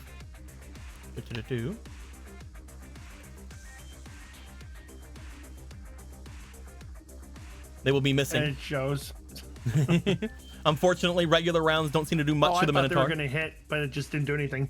Basically, yeah. They're hitting the Minotaur, and with regular rounds, it doesn't seem to do shit. You may as well be spitting at it. Saproites is going to be looking to it. They will have already shot someone with their bow. They will be looking down. They're going to not be doing anything this round. Nikolai. There's a Minotaur in front of you, a wind at your back, a shield beginning to form around it. What would you like to do to the Minotaur to attempt to stop it from trying to either grab you again or doing much of anything to you? By the way, you could take a step back after this round in order to stop it from immediately grabbing you, because again, it has to roll twice in order to go forward. So you can do something to it and then step back if you'd like, which would be what Gladiator did. Oop.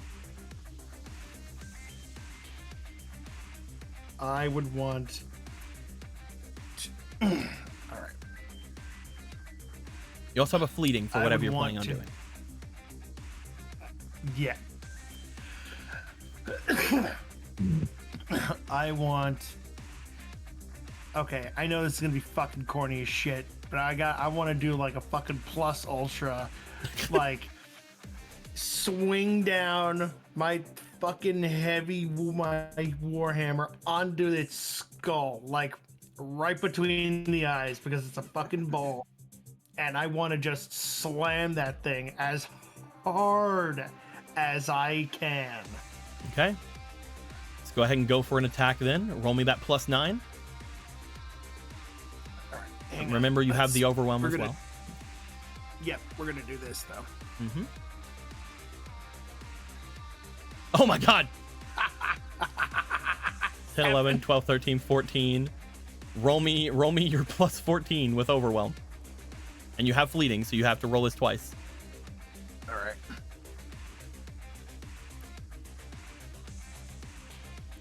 That's a 7.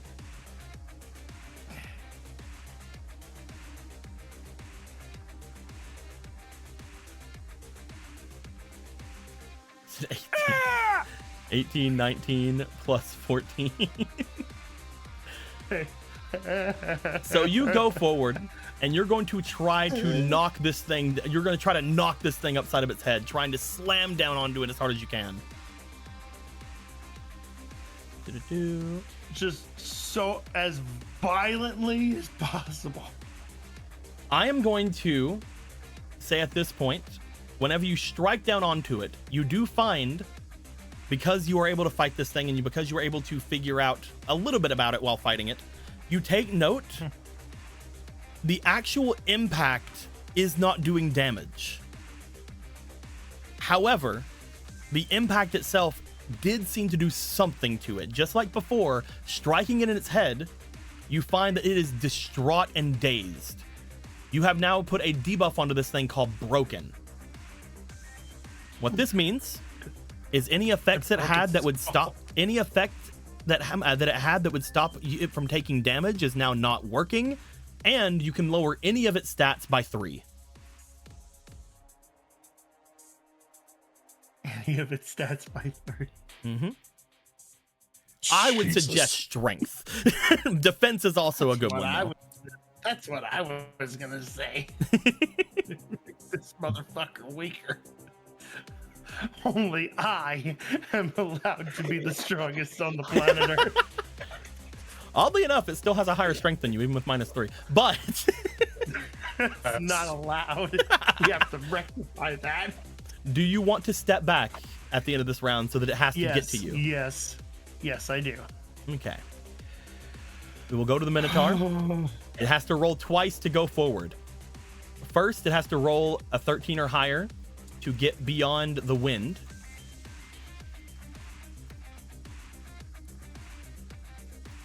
I don't think it does with the -3. Hold on.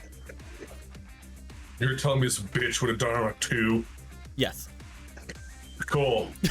With the -3 though, it doesn't. That's fucked. it's the Minotaur. I know. The board suddenly has context. That being said, it doesn't get past the wind, which means it doesn't get past the sphere. Hell yeah. Which means it loses its turn. As these people will be rushing forward to it. You guys have to just make it past this round. At this point, Nikolai, a good thing for you to do potentially is just leave. Or Step back, yeah. Or you can try to fight it more. I don't want to fuck up their work. I don't want to fuck up their I don't want to fuck up their work. I'm gonna step back again. Does everybody wish to step back from the Minotaur? I want to say yes, and he's gonna nat 23 times in a row. It'd be really funny. That'd be really fucked up. Most of you go to step back. I would like for someone to convince the gladiator to step back. Hey, if you step over to the unconscious guy, we'll go see the boar. I was going to say something similar, but yeah. They're like, I have to fight the boar. If only it was that easy all the time. They're going to roll against the wind.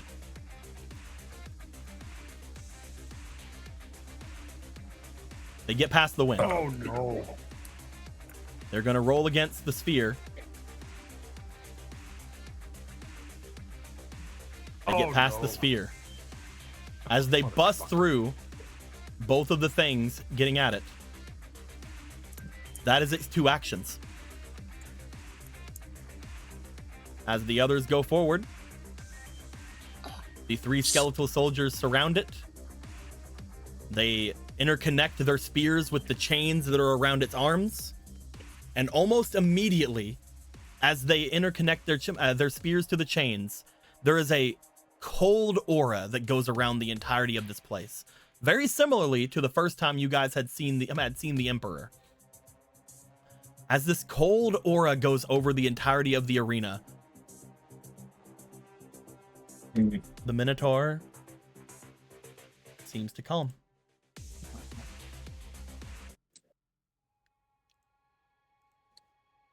I was ready for it to charge at us. Yeah. Whenever you guys had seen that it broke out from the wind and from the sphere, you guys see that it seemed to let out a strong sense, a strong magical sense about it. As it did that,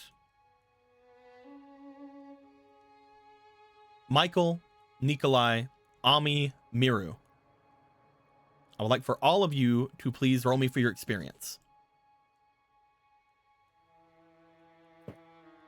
Experience. Mm-hmm. Wait, what? I'm sorry. What did you want me to do? Roll me experience, please. Roll experience. For you, that's going to be a -1 because you're tired. Gotcha. Oh, 15 plus 2 plus 2. 15 plus 2 plus 2 is a 19. 16, so 15.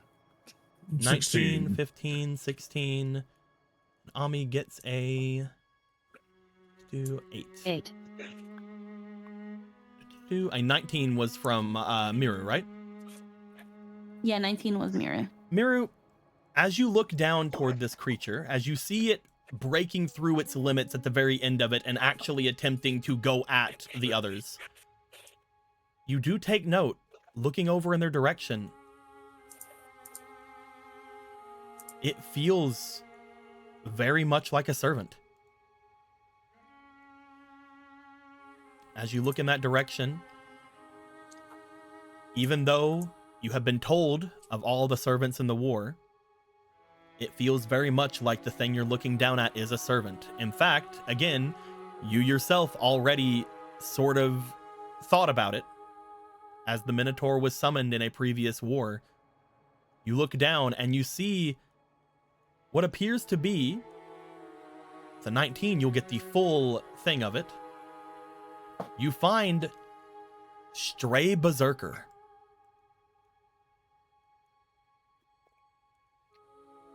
Oh no. She's almost like leaning on the railing. Just like looking out because of the Minotaur that she read about. If that one is the same one, that's a child.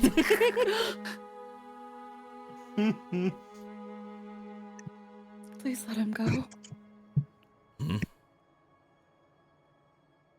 Please let him go.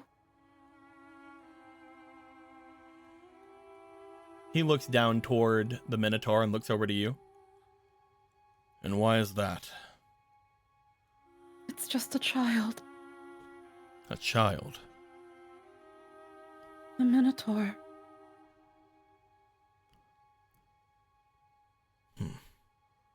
It's just a child. Even back then when it was summoned. Unfortunately, the thing you see there, given your information on these wars, I don't think I'm going to get much information out of you on that. But what I can give you is this.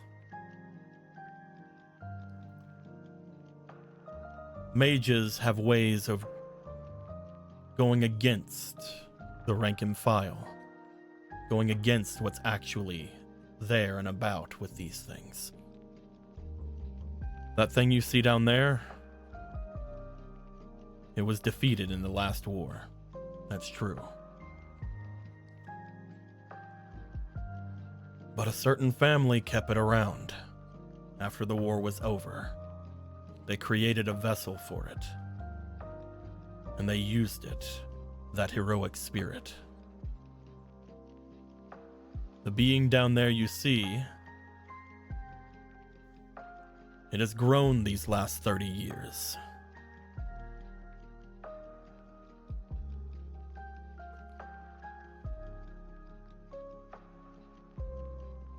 That being said,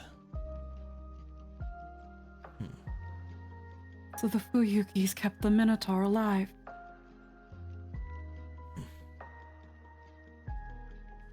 you can be angry They if you really are wish. cruel. You can be angry if you wish.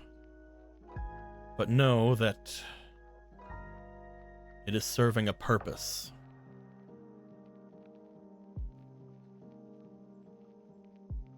Does it know what it's doing? It's never given the chance to.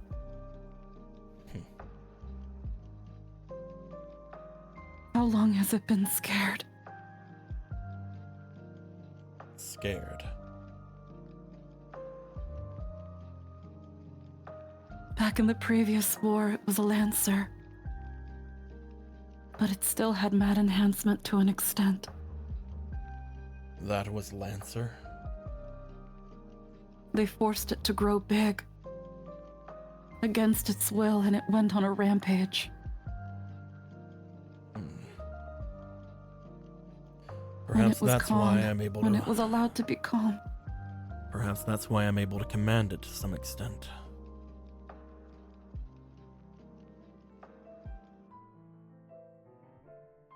Fuyukis have forced it into the container of a berserker.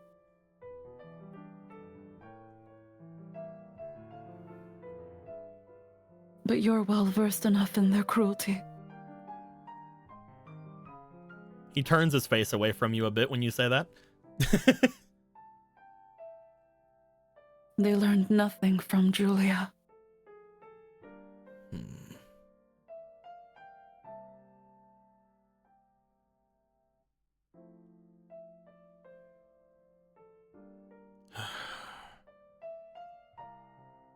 Why'd you have to bring her up? Did I bring your namesake up?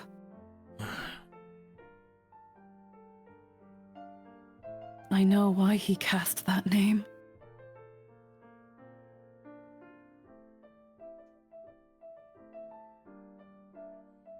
I I may not be as powerful as the head families here, but I know more than any mage.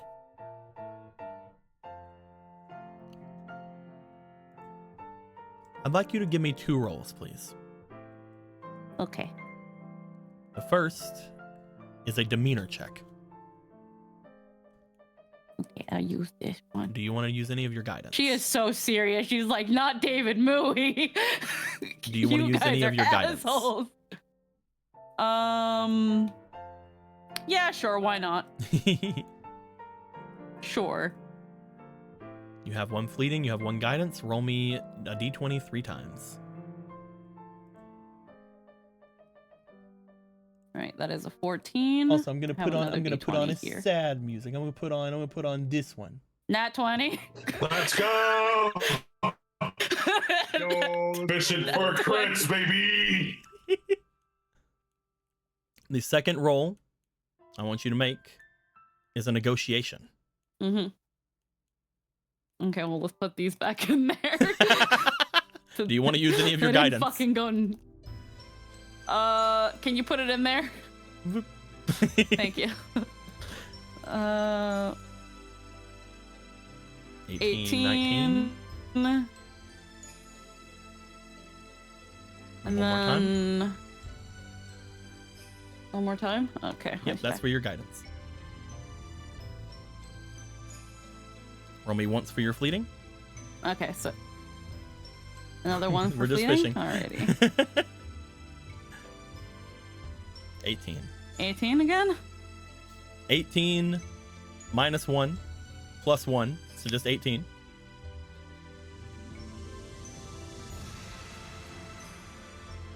He looks down toward the Minotaur. As he does, you do find that there is contemplation across his face.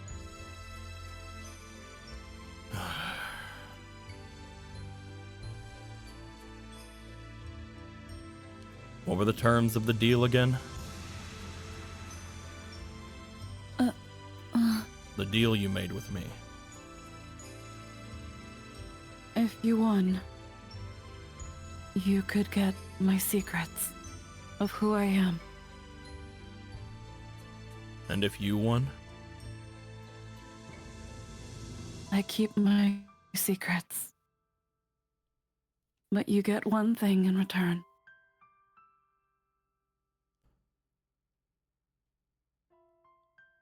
I want your secrets. If you want the Minotaur released, you will take that as your prize instead. I take it that you wish to know who I am. I wish to know who you are, and I wish to know your knowledge of these events, of me.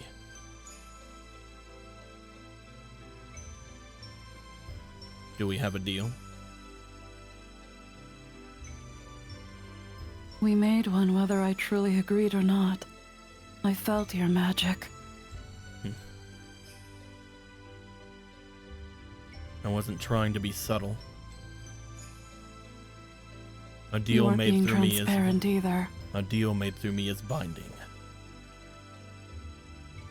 I don't have the recognition nor the ability to trust any longer. I have to be sure. I do not trust blindly.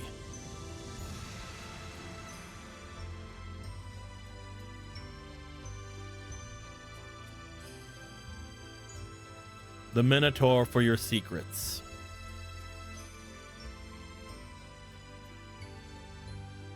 She'll look down, and then she'll look out towards the Minotaur.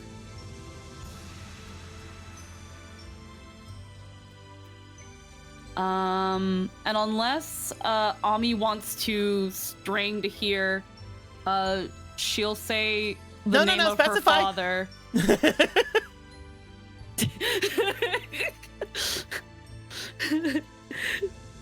She'll say it loud enough for him to hear. Ami will have to roll. She'll say the name of her father.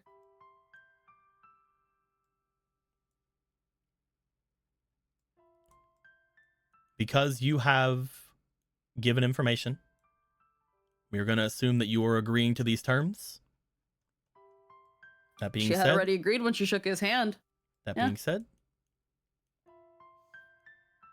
as you say the name, Ami, do you want to attempt to drop any eaves? To eaves any drops?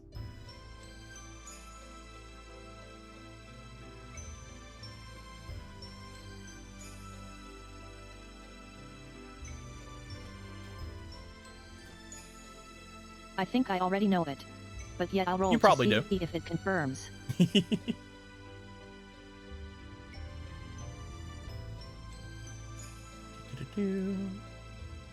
Go ahead and give me a instinct.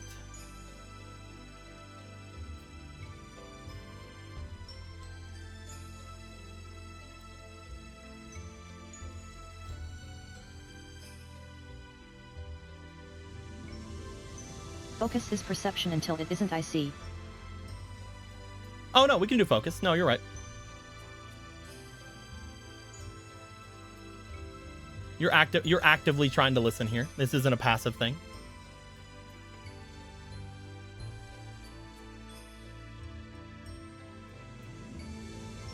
This could finally explode. 14, 15, 16, 17, 18, 19, 20. Do. Ba, ba, ba, ba. Squeaky, Yeah. I gave you the first name to them, did I not? I gave you both of their names? I think you did, but I don't know if I penned it down. Do you want me You to might say it have out to loud, or resend do it you, to me. do you want me to say it out loud, or do you want me to send it just to you two? I mean, they're not gonna know, so you could say it. You could say it. Mercutio de la Luna.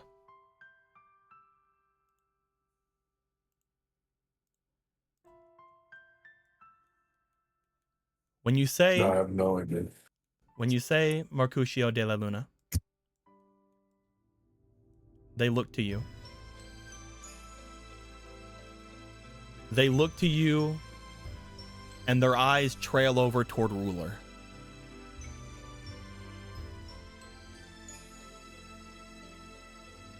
A look of understanding seems to go across their face as you say this.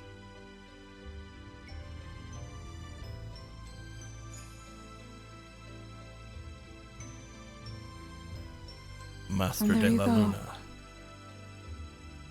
Mm. The Master of Caster.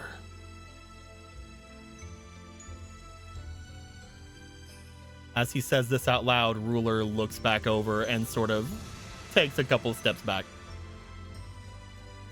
At this point, I think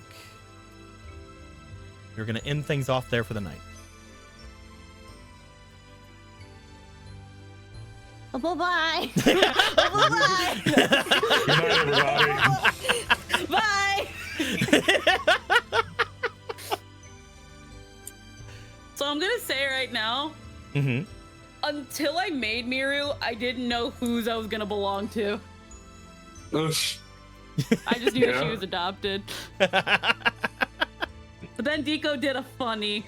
Hey, you know, Deco we really did a fucked big- up. Squeaky's original No, that's what character. Deco said. Squeaky's original Uh-huh. character that they made in our first ever Grail War that I ever did for them was a person named Reina de la Luna. I believe it was Reina, right? Yep, Reina. And this person, who I wanted to end up being their adopted father, is another person involved in this who is a deep descendant of their potentially their or their other or a part of their family's line. So it's fun. Part of the family that didn't marry Angel after didn't marry the Angel. But they have strong ties to the Angels. Mm-hmm. Yeah. That being said, we have the reveal that the quote unquote reveal. I don't think anybody ever really the reveal that No, Ruler. it means nothing. It means nothing to anyone. Well, it's more the reveal that this person was Ruler's Well. original master. Yeah. Yeah. So, That's more the oh, reveal. Yeah. shit. So we call The we origin call of the that. name doesn't matter, but who her father is like, wait, what? Yeah, fun, fun, fun. What Also is curious, that is not the name I had. Mm-hmm. There's a name she said very only one, but only once. Oh yeah, she had another thing with it. Do you wanna tell me which one you're thinking of? Because I wanna make sure that I'm not being weird. Yeah, you might have to tell me too, because it's not hitting right now. Because it could be someone different that they mentioned. I don't know how it's spelled, but I'll send yet. Mm-hmm. It just sounded out. With all that being said, though, hope everybody had a fun time. We have learned that for some reason, this Coliseum not only is housed to a bunch of different people from all over the place that seem to be connected with one person or another, but also that the monsters in this Coliseum seem to have extremely high abilities and stats and crazy fucking crazy stuff that whenever they're destroyed, they're not really destroyed because of what's happening here.